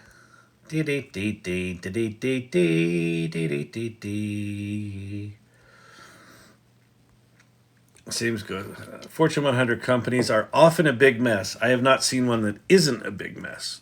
I've been working. So when I did agency.com, we built websites for the Fortune 500. So I've been working for Fortune 500 companies since like the mid 90s. They are all special. It's funny too. We were working with one. We got a really big deal with this big pharma company, and they were amazing. They took their work seriously. They valued competence. They rewarded competence. We did just a kick-ass project together, and then they reorged and cut just massive amounts of people, and it was totally arbitrary who they cut, and we've been trying for 18 months to renegotiate that contract. And the culture's destroyed. It's like they're not the same company. It's like a crime. It was so good, and then it's just like gone. Amazing. Do you have any resources on AI regulation, standards on data diversity, inclusion, and ethics? I don't actually. I've got I did a personal GPT on. You could interact with Biden's executive order on AI, which that's got a lot of stuff in it. It's called it's the executive order something or other. I don't. That would be something good to add into the resources section on the AI Salon. I don't have a ton in there. I have a few AI ethics GPTs. Yeah, Lily, connect with Lunashtick here. I'm on your AI Salon page, amazing resources. Can I help with this? Fuck yes. Yes. So one of the things I put at somewhere in that document of resources is there's a bunch of stuff in there I don't have. So if you have ideas for that, and Lunashtick, maybe we put some of your GPTs in there. So Lily and Daisy, it's Daisy, why don't you guys connect on the salon, and then I'll connect with you and we can get some of those resources up. That would be awesome. That would be really terrific. I'm working on this. I'm a data scientist. Awesome. Oh, that's super cool. Perfect. Yeah. It's because that stuff's super important. And the EU just passed the AI Act, which one of the things in the AI Act that I thought was I hadn't thought about it, but one of the things in there is they're preventing the emotional analysis of employees and people at schools. It's like, oh yeah, that's probably a good thing, because if you look at the Vision Pro goggles, one of the things that they sort of talked about, but they kind of talked in circles around. But if you dug into it, one of the things they're doing in the Vision Pro goggles, this is fucking science fiction. There's 4 cameras pointed at your eyes, right? So I assume one's infrared and one, normal cameras. They're measuring micro movements of your irises, dilations of your pupils. So the way the interface works in the Vision Pro is there's a set of buttons in front of your eyes, and when you look at a button, it highlights it. And then you do this with your hands outside somewhere to click on it, right? So you look at a button and then you click on it and you go there. So if it's the web browser, you look at the web browser thing and you go like this and you go there. One of the things Apple is doing is before your eyes look to that icon, your pupils do a thing that basically say, hey, I'm excited about that icon. So they're measuring in real time that you're about to look at that icon, and even before you click on it, they're starting to preload the application to be more responsive. So that by the time you click on it, it's right there. That's some intense shit. Because they can know your emotions before you know them.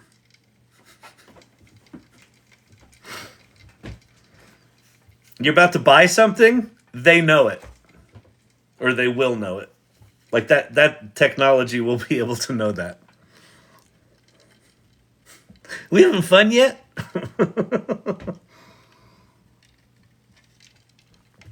Oh, man. All right. Microdilations are your sympathetic nervous system. Yep, exactly. Isn't that fucking crazy? The pupil thing is nuts. Okay, that might be my neurodivergent self, though. Wait, what did you say before? Oh, mind blown. No, I know. It's fucking nuts. Who was I supposed to work with on AI regulation, please? In here, her name's Lunashtick, Luna Shtick. And then in the salon, she's Daisy, Daisy, I think. So just connect in here with Lunashtick, and then you can chat. Yep, perfect. Not so much emotions as excitement. Yeah, that's probably true. Fight or flight is a terrible term, but well known by the masses. Yep. All right, cool. So let me show you a couple of things. As I'm sort of sharing how I did some of the stuff I did today. If you'd share the live, by the way, we're up to 12,000 likes. You guys are amazing. If you'd share this live with your friends and family, here's my big request is share this live with friends and family that you know it will bug that you're watching something about AI. That AI is so stupid. And then you can get in a conversation with them and say, have you ever tried it? No, I'm not going to try it. The robots are going to kill us. What are you, dumb? And then just agree with them and tell them, yeah, it's dumb. You want to see it anyway? And then show them something cool. Blow their fucking minds. It's honest to God, if you haven't done it yet, it is one of the true joys in life. This AI stuff is so I talk in here all the time about use AI until you have your Kevin McAllister moment, right? The the Home Alone moment. It is a joy in life to take someone who's got their arms crossed. They're like, I don't like AI. They got all sorts of opinions on it, but they've never used it. And to get them to sit down long enough to see what it actually does. And then if you know something about them, do something that's relevant to them. And when they have that moment of like, well, I mean, I didn't know it could do that, but I mean, it's just, but it certainly can't do what I do. I'm a project manager. It's a completely different thing. We need the human involvement. Oh my God, it does that too. Oh my God, what does this mean for my job? Like that moment is just fucking amazing because you can't. They'll only have that moment one time, right? Like it's the first time they have that moment. And then they can't come back from it. Like no one that I know that has had that moment has come back. It's red pill shit. Once you realize what these tools are capable of, and you realize that that we get to wield them, we are in this remarkably privileged moment in history that we get to play with these tools in their formative stages. Why everything is shitty right now, why all these apps are janky and the things hallucinate and people have 7 fingers and just all that crap is just because we're new. It's early. 3 years from now, these things are going to be fucking perfect. Like, perfect. Like, holy fucking shit perfect. We're going to look back at this time sitting on this stupid fucking TikTok channel with this stupid fucking idiot making stupid fucking jokes about jankiness. We're going to look back on this time lovingly because we're going to realize, holy shit, that was the beginning. This is the beginning. It is so rare to be in this conversation this early. I made a Roblox-Enthusiast GPT and my 12-year-old showed her friends. That's a fucking miracle, Lunastick. Holy shit, that's cool. That's really cool. Don't insult my friend Kyle. Was someone trolling me? They can troll me all I want. Here's my request. It really is red pill. It really is red pill. TikTok has given me the unstable connection. No, TikTok should be giving you the unstable host notification. Sorry, the host of this TikTok is currently unstable. The host of this TikTok has been unstable for months. It's been 322 days since this host has not been stable. I recently used I'm talking about you insulting you. Oh, yeah, well, I'm allowed to. Self-deprecation is my jam. Shame is my love language. Self-deprecation is my jam. You missed my joke. I did miss your joke. Sorry about that. Made my first one tonight. Awesome. Friends are finally showing a hint of curiosity and asking about AI. Keep talking. That's another thing that I say in here a lot. As you learn about this stuff, share what you're learning. Share what you're learning. Share it on the AI Salon, but also share it on LinkedIn. Share it on Facebook. Share it on Instagram. But Kyle, people are going to think I'm a weirdo. Let them think you're a weirdo. You are a weirdo. If you're playing with this shit right now, you're a weirdo. Do you know that 82% of Americans have not used Chat-GPT? 20% have. I would imagine it's a very small percentage of that 20% is using it regularly. We are so fucking early. So if you're talking about this stuff right now, if you're curious about this stuff right now, you are a weirdo. But here's what's going to happen. And it's happening to the irregulars, the people that show up here a lot. It's happening to them again and again and again and again and again and again. Is they're talking about it and people are like, you're a fucking weirdo. Meh, meh, meh. And then a month later, hey, I know you were like looking at that AI stuff. The VP wants to learn about that. Could you give a little workshop where you teach Sure. She goes in, she gives her a little workshop. All of a sudden, she's got a meeting with one of the head honchos in the company. Now she's known for being an innovator. And everyone's asking her about it. That's going to happen over and over and over and over for all of us. All of us. Same with my friends. I set up a Calendly to book time to show them. Who was it that said, I think it was Kavruno. Someone in here is setting up an AI group in their apartment building. I think that's fucking awesome. Like meet down in the laundry room with your laptop and make some images with DALL-E. I think it's fucking awesome. Oh man, talk about it for sure. Yeah, Kavruno's one. She's had a bunch of good meetings because of this. So SourceCamp. It's only taken a year to get a few interested people, and it's a part of every convo. Yep, wearing them down. I'll tell you, me too, SourceCamp. I am absolutely fucking insufferable. Every conversation I'm in, someone says something, I'm like, well, you could do that with AI, or have you seen the AI that does that, or have you tried it? Like, I can't not talk about it. I told my fiance's nephew, engineer, I'm using AI, and he jumped down my throat. He fears job loss. He should fear job loss. He should get excited about it, and he should get excited about new jobs being created. But it is the people that are angry about it, that are sitting on their soapbox talking about it without having used it, that are going to get hurt the worst. So keep wearing him down, Becky. just keep wearing him down.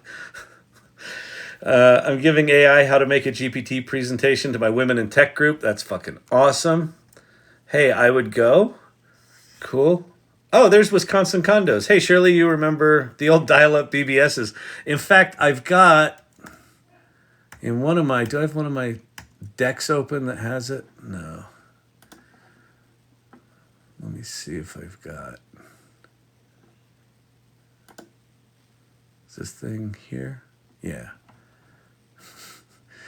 In this presentation, not only do I remember dial-up BBSs, oh, is it not in here? No, it's in here.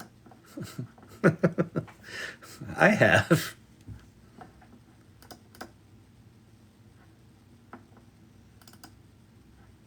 Where's my sound? Oh, here it is.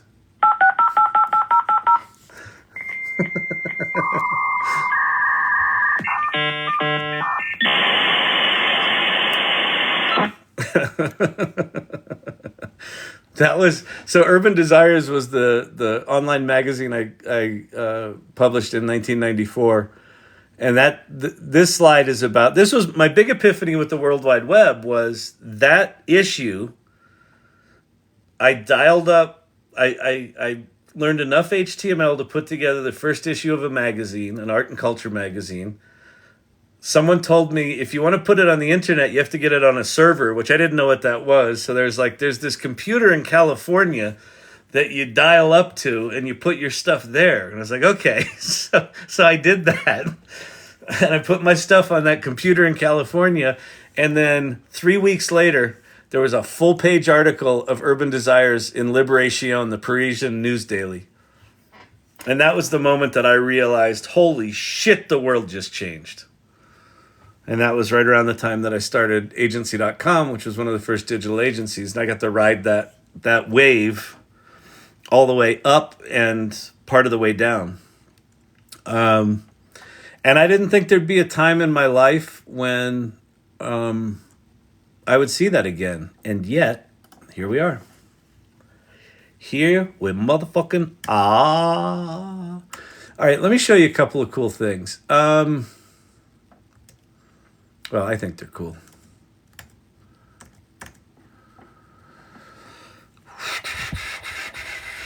Let me go down through here.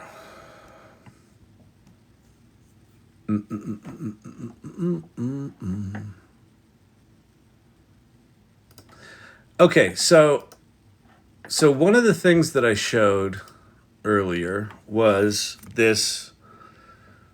We've got this new tool that we've created. I haven't come up with a name for it yet. Although I do like, so one of our like trademarky kind of things is Automagic editing.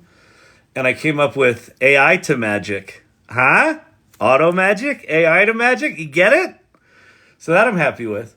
But what this thing is you upload a video, it generates a transcript, it then writes a title of the video, a description of the video, it then chapterizes it. This is now a computer application, but how I knew how to do this was I did a Zapier automation. One of the very first things I did when I learned about ChatGPT was I learned about Zapier and creating automations. And I took transcripts of things and turned them into content. And I made a Zapier automation that you answer a series of questions about a topic, and then it'll generate a blog post and a tweet and a this and a that. So I learned how to do that like a year ago. And so even though this thing's super slick and it does it automatic and all the prompting's built in and everything, it's basically just a Zapier automation. We're using actual technology in there, but same shit. It's API calls to OpenAI. So that's that one. This is the blog post. Same shit. Is there anything in here that's AI? No, this is us just turning the AI into content. Okay, authentic translation. So we have our original clip. Arthritis has been speaking. And then we have the Spanish clip. Mi mayor fuente de apoyo viviendo con Oh, thank you, Foreverhook. That's awesome. Thank you for subscribing. That means a lot. So now she's speaking Spanish. So that was done in HeyGen. So if you go to, I think it's labs.heygen.com.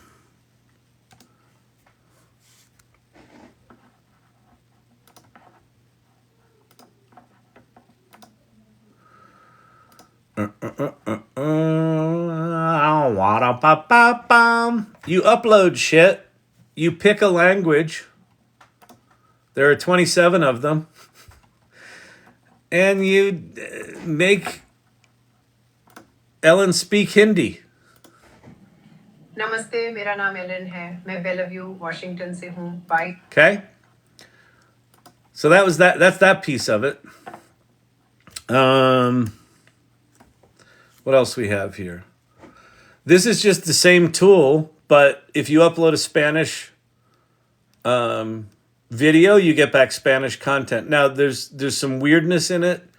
Sometimes in Japanese, I can't get it to generate Japanese, so we've got some prompt modification to do. But that's that. And then this video was assembled by Storyvine, my company's technology. Hola, mi nombre es Ellen. Soy de Bellevue, Washington, y me diagnosticaron artritis reumatoide hace unos 22 años. But let me go show you something here that I think this is super bitchin'. If I do say so myself. Dashboard.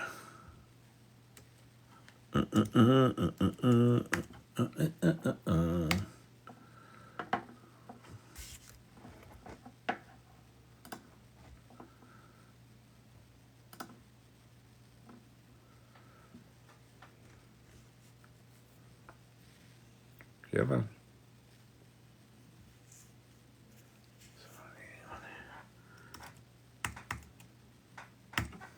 Oops. Bad coding.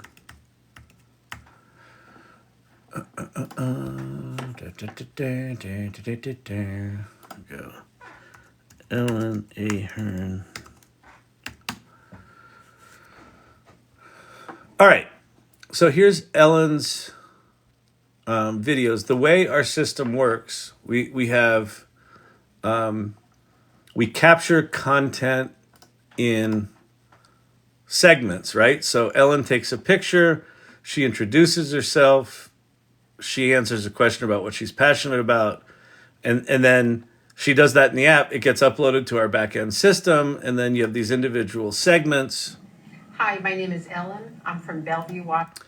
And then you also have captured text. So if I edit this, we've got like Ellen's name and the city she lives in and what she was diagnosed with and you know, all this. And then when the video is produced, it's got these little lower thirds with the questions that she's answering on it.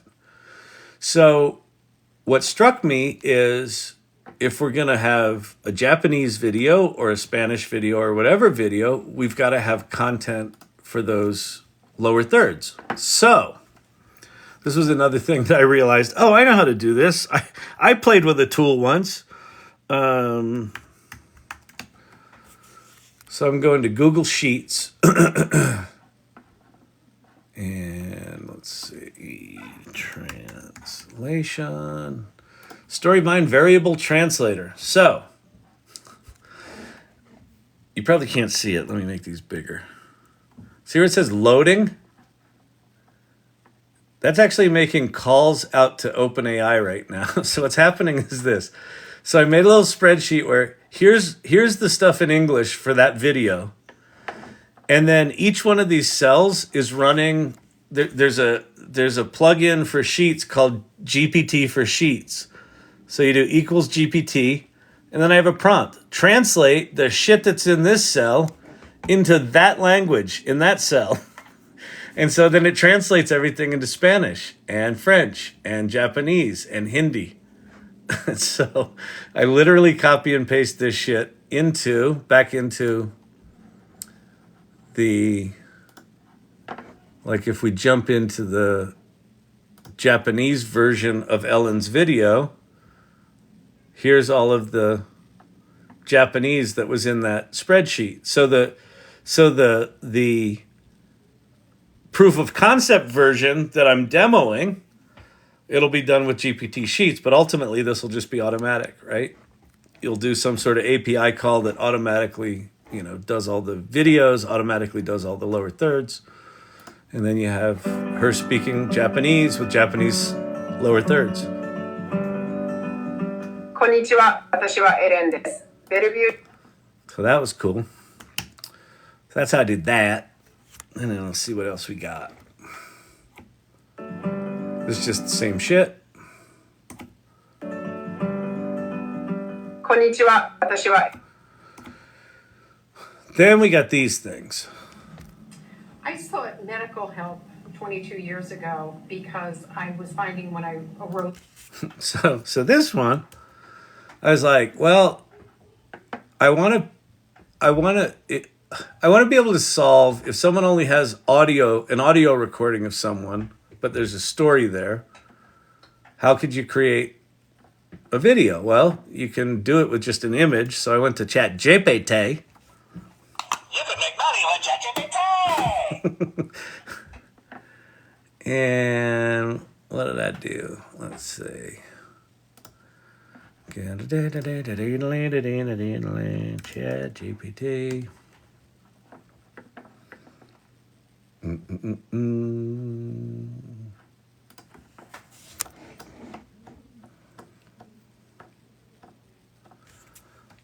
So there's Ellen's picture from our system. And I said, describe this woman.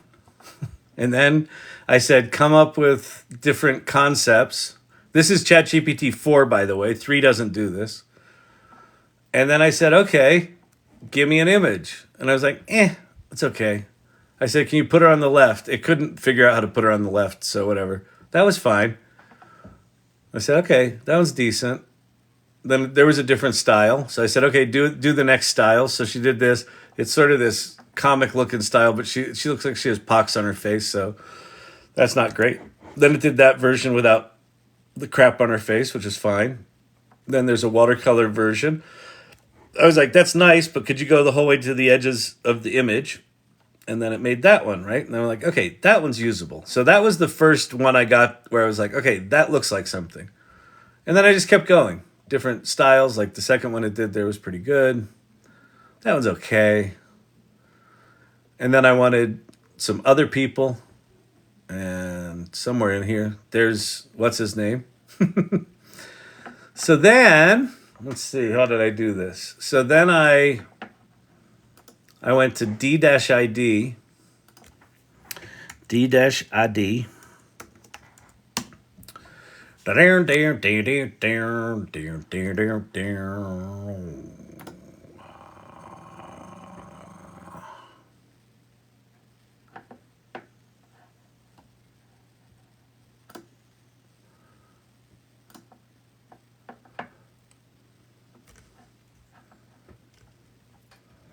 And so see, there's my little pitches. So the way you do this is you say create video, and then you upload one of the pictures. So I just grabbed a bunch of the pictures I made in Chat-GPT, and then you can upload an audio file. So for, let's see, which one is it? This one?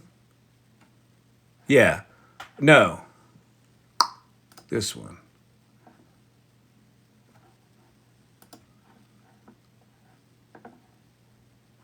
Where's my videos?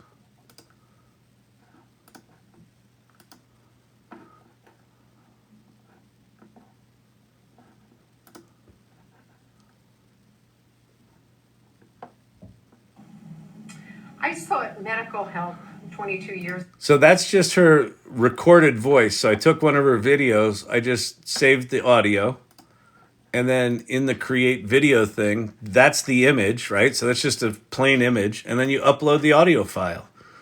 You say make video, and it makes the video. And then you can do the same thing with text, and you can do the same thing with recorded voices. And let me show you one final thing. Over in 11 Labs,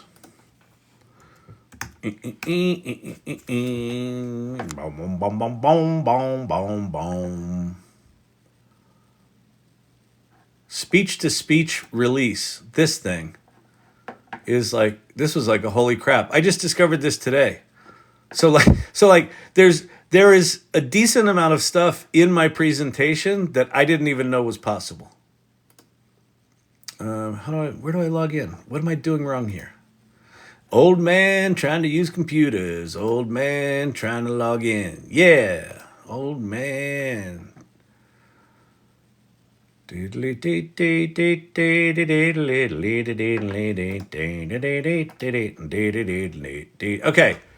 so this doesn't look like much. It's a very Spartan kind of interface. But you got speech-to-speech right here. So I've got Rachel, what was that woman's name? Renata, the Asian woman in that image, the older woman. So I picked her voice right now. And so what I can do is I can actually just record audio. So I can say,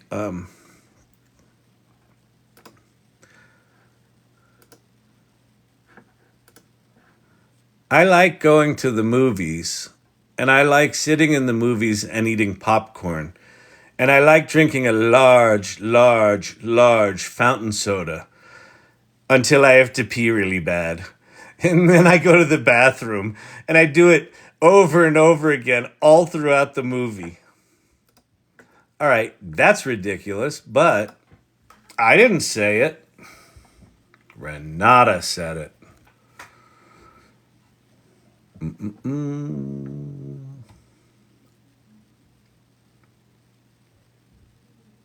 I like going to the movies, and I like sitting in the movies and eating popcorn.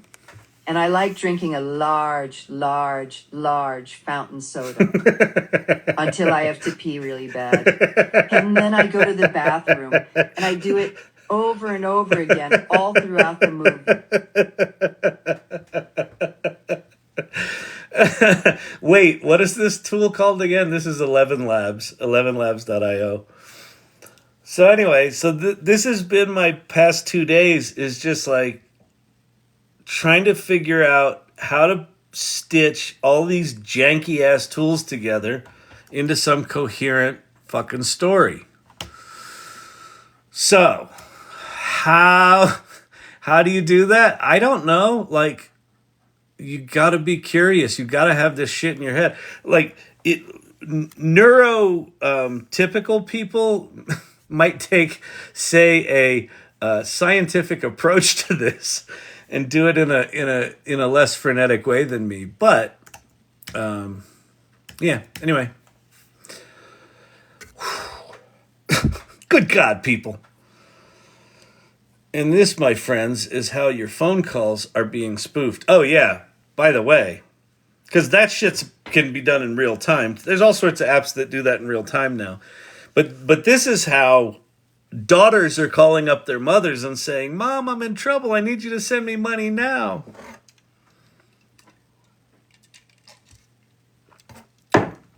Yep.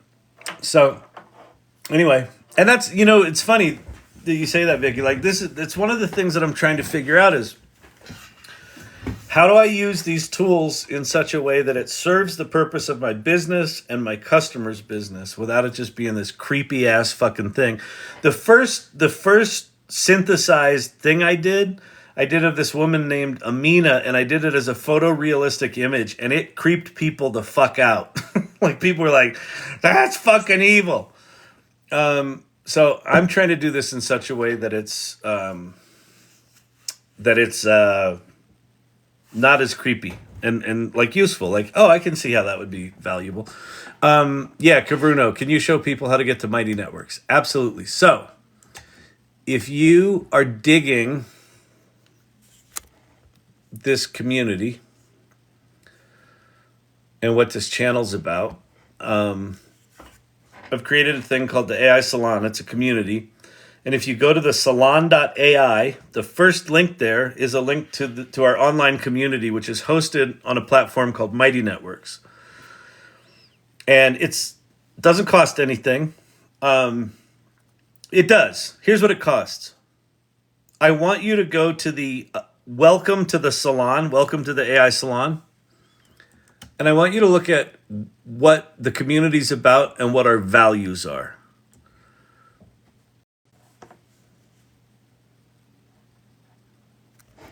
Welcome to the salon. And, there's cool, pretty pictures. There's not a lot of words. It's not a lot of words. Look how short the paragraphs are. But I want you to, my request is read this shit and take a look at what this community's about, what we're up to.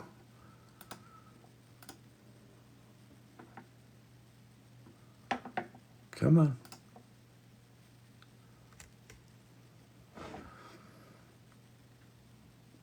So who we are, why we're here, how we explore, and then what our values are. Curiosity, generosity, exploration, collaboration, inclusion, empathy. Empathy. This shit's scary. People are scared. They're freaked out. They're pissed off. Have empathy for that. Because change is hard. And change, like the kind of change that AI is going to precipitate, is really fucking scary. What's amazing is it's less scary when you're in it. It's very scary from the outside. So anyway, if you resonate with the values, please go read that. That's the cost. And then the second cost is, there's more, Kyle? Oh my God. Second cost is, I would really request that you introduce yourself. There's a section called Introduce Yourself. And be generous. Talk about who you are and what you do and where you are on this journey. Even if where you are on this journey is nowhere. I'm just starting. Want to know a secret? All of us are. All of us are just starting because everything keeps changing. This is the real problem for political donations. Irregulars. Oh, the irregulars. So first of all, thanks to the irregulars who are here tonight and modding and things like that. So the irregulars are people who are in this channel regularly that show up a lot. We did a survey earlier, and it was like 65% of the people were irregulars that filled out the survey. The irregulars have a private channel on the AI Salon. if you're a subscriber to this channel, it supports the channel, so I'd appreciate that. But it also gains you access to the irregulars. You can also gain access to the irregulars without subscribing by just show up a lot, participate. And the irregulars channel is really fun. It's people who are, it's like a tighter community. And we share lots of art, we talk about things, and it's really kind of cool. So you can support the channel that way. You can support the channel by buying the what's it called? The series in one of the lower corners there. There's a series that says Underhyped. It's a series of like 17 or 18 videos I did that talks about why AI is significant, how it works, how you use it, how to not get overwhelmed by it, how to do cool shit with it. So I think it's pretty good. It's gotten some good reviews. So anyway, that's how you get to that. Thank you for that reminder. And I am getting sleepy. That was a long, intense little ride I took down the old rabbit hole.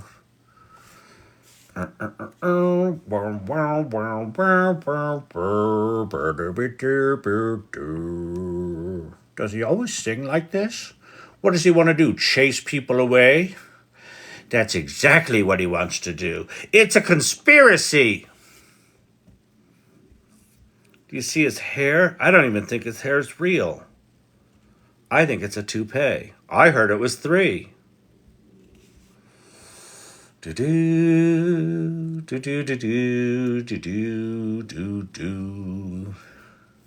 Our family's motto is always be cool. Fun, level-headed take on Gary Glenn Ross. That's cool. JRC, thank you for sharing that, Kyle. You're welcome. That's why we're here. Yeah, I'm really excited about it. I think there's something there. I think there's something there, people. Adobe Premiere, what about it? They do something cool today? Adobe's been kind of killing it with the AI stuff. Note to self: always give Kyle the aisle seat.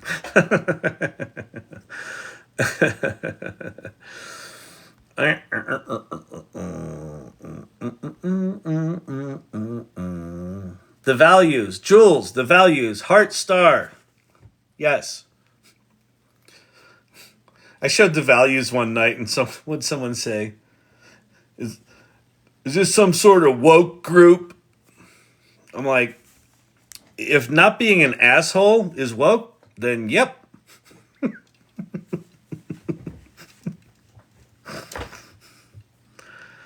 Just don't be like what Lunastick just said. ABC, always be cool. Just be cool. Fucking chill the fuck out. Understand that everyone else is going through shit too. And just do your best. And share what you can. Share what you learn. Was it wise of me to show what I just showed about my business? Probably not. It's probably some fucking idiot from a big agency holding company in here going, that's a pretty good idea, Kyle. Guess I'll go build that.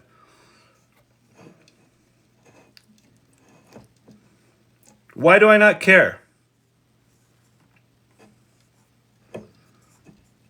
Because shit's moving too fast. It doesn't fucking matter. Go build all the shit I just showed you. Try to sell it. Try to sell it in pharma.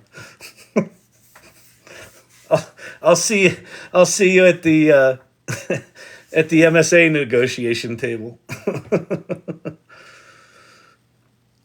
But I actually think it's important.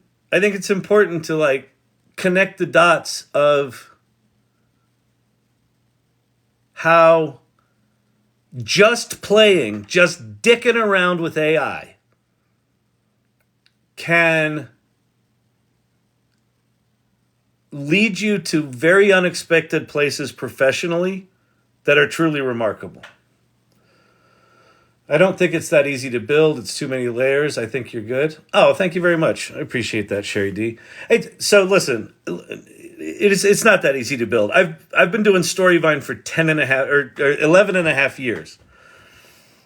And I've been doing product stuff. I've been building stuff online and in software for 3 decades. So yeah, I've got some experience. So it's not that easy to put shit together. But it took me 9 months. No, longer than that. It took me a year. It took me a year of just... You know what it felt like for the first 6 months? When ChatGPT came out and I started this TikTok channel and I started the AI Salon and I started a newsletter, which has since kind of gone dormant. My partner got a big-ass job and that was that. It felt like I was cheating on my business. It felt completely unrelated. And all I knew was that I was more excited about what was going on in AI than anything I'd been excited about since 1994 with the World Wide Web. And I've been, talk about chasing the dragon. There is an addictive quality to being this early to something this profound. And so I've been kind of chasing that since 1994, that feeling of, holy shit, you gotta see this, you gotta get in, you gotta get it. You're like, it's gonna be okay, it's gonna be all right, I'm just a little itchy. It's good, right? It's good. You like it? It's like the first 6 months were just like, I was like having this, illicit relationship with this other technology. And it felt like it had nothing to do with my business. And then the more I learned about that technology, then I started to get really fucking scared. Because I realized, a big part of the value proposition of Storyvine is automation. We call it Automagic-Editing. And no one's going to give a shit about that by the middle of 2024, maybe by the end of 2024, because everything's going to be automated. Everything's going to be automated. I was like, fuck. Is it over? And then I looked at other pieces of Storyvine and I said, we're about human beings telling stories. I think the value of that goes up in a world of infinite content generation. Okay. And then it's taken me another 6 months to kind of just take this shit in and connect. Someone said it tonight, like, I'm starting to connect the dots.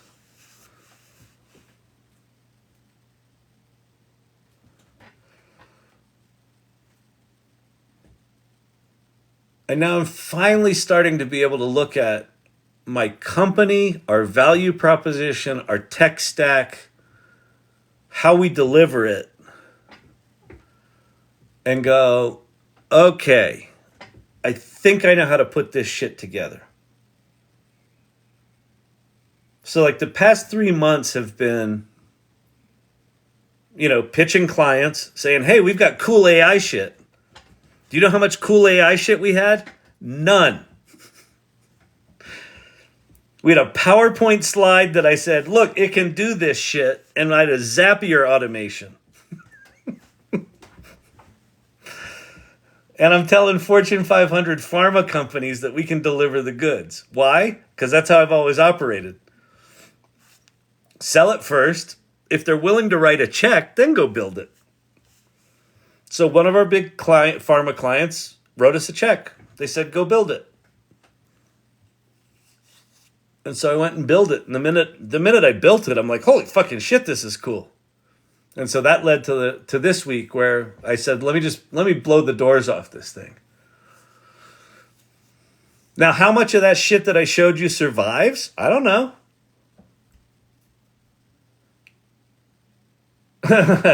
Drew, without you, Kyle, I'd still be looking for the water hole in the desert. But you live down under. You're probably out in the middle of the outback with like just what's the big rock? The Alice rock. You're probably just sitting there with an armadillo and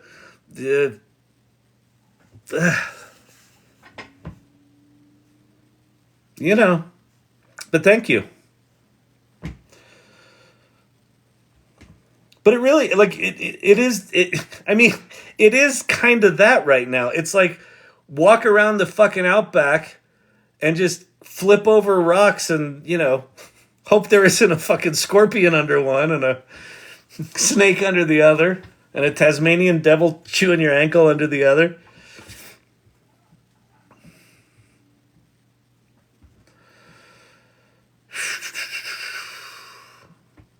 Lunastick. Kyle helped me led me to working confidently with ChatGPT.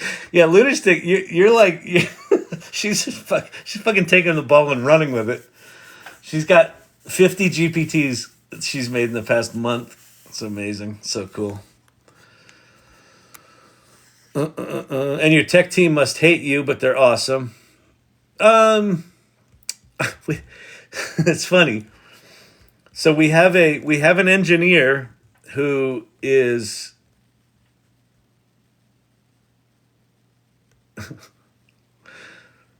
he and I share a lot in terms of our ADD-ness. He can get some shit done fast, but if you want it done right or on time or all that sort of shit. But when he gets excited about something, he just goes and fucking builds it. Like the thing that we're being paid to build for this pharma company, we're going to over-deliver by a lot. And we're in competition with two major advertising holding companies who are not, I'm confident, are not going to over-deliver. We're going to over-deliver on time. We're going to over-deliver on features. We're going to over-deliver on fucking awesomeness. And then I'm going to blow their fucking mind with translations. It's going to be good. Oh, man. Idea. Use Storyvine to make service or manuals in 27 languages. Yeah, exactly. I know. So there's something there. There's something there. Kangaroo, a dingo. I got them all. Trip over a kangaroo. Yeah, exactly. Get punched in the face by a kangaroo. Oh, man. Poor Monique. Yeah, seriously. I mean, I'm swelling all on a TikTok, but having me as the CEO of the company, it's special. Well, and the reason Monique is my co-founder is I know that about myself. It's one of the things I learned doing agency.com. Is that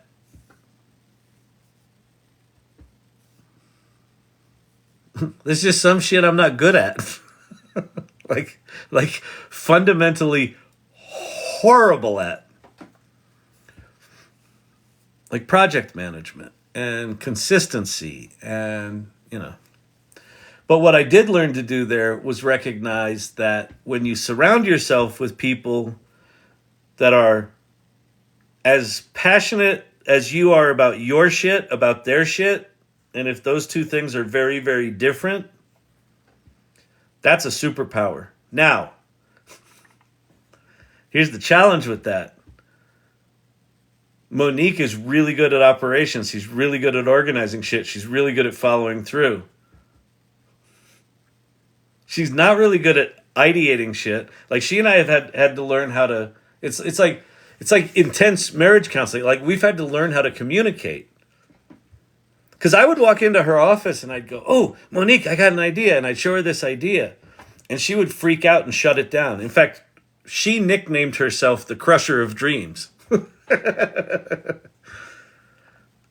And what we learned as we kind of explored our lack of communication sometimes was when I would come in and say, "Ooh, I have an idea," what she would hear is that we're changing strategy. And she was worried about making payroll the next month.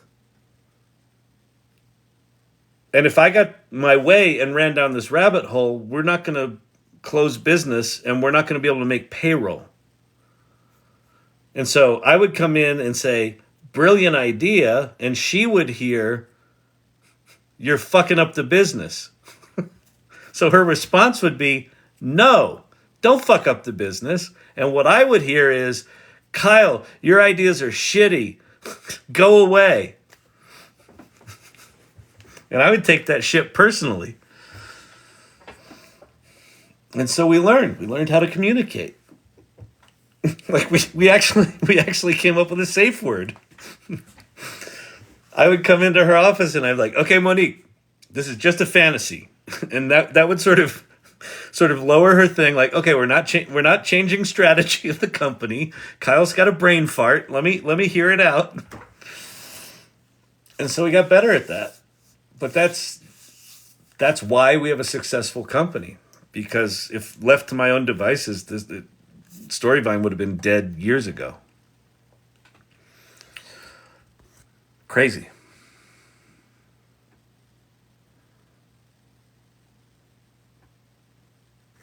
Drew's out of here. All right, I'm out of here too. I got to get out of here, people. Listen, I hope this was good tonight.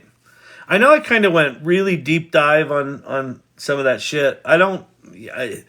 What I've kind of realized that's been happening on the live lately is, like, especially tonight, it kind of presumed that you were watching the live for the whole 2 hours, which I know is a fair amount of you.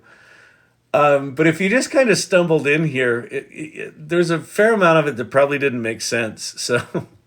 So I'll try to work on the balance of that. I don't feel like there's a good way to deal with that. I just, looks great, Kyle. Keep up the good work. Present. Insurance Toronto was great again. Just keep going, please. Thank you. I appreciate that. I really do. Debbie, thank you so much. Mods, thank you for the work that you do. I know it's thankless a lot of times, but thank you. So it's not thankless. Papa JJ, JRC. My safe word is Hedgehog, Chaos Generation. Dr. J, Suzanne, good to see you. Sherry D, Lunastick, JRC, Source Camp. Wow, got a pile of them in here. Clint Copperhead. Irregulars and mods present turtles, llamas, hedgehogs. Always good, Kyle. Excited to try these new tools you demonstrated. Yeah, go play with that shit. You can do some remarkable stuff. It's crazy. I'm like, what was amazing about doing all that work today is like the work was hard, like sort of figuring the shit out, like the mental math of like which things do I do in what order. But then I would get it done. I'm like, that's fucking cool. That's cool. So, Debbie, you're awesome. Thank you so much. Joe Purdy, always good. Kyle, excited to try these new tools. Oh, we saw that. Becky, good to see you. Ethan, Steve-O, Insurance Toronto. Jim Buckley, got a pile of you in here tonight. Tobias, great to see you. Thank you. Thank you for everyone who subscribes as well. I really appreciate that. Makes a big difference. Quick Take Jake, Spike Jones. Something to think about. Just another brick in the wall. Darn. All right, I'm a tired turtle. I'm right there with you, JRC. All right, I'm out of here. It is Monday night. Get yourself some sleep. Go have a good day tomorrow. Get curious about this shit if you're not. And peace out. I will see you then.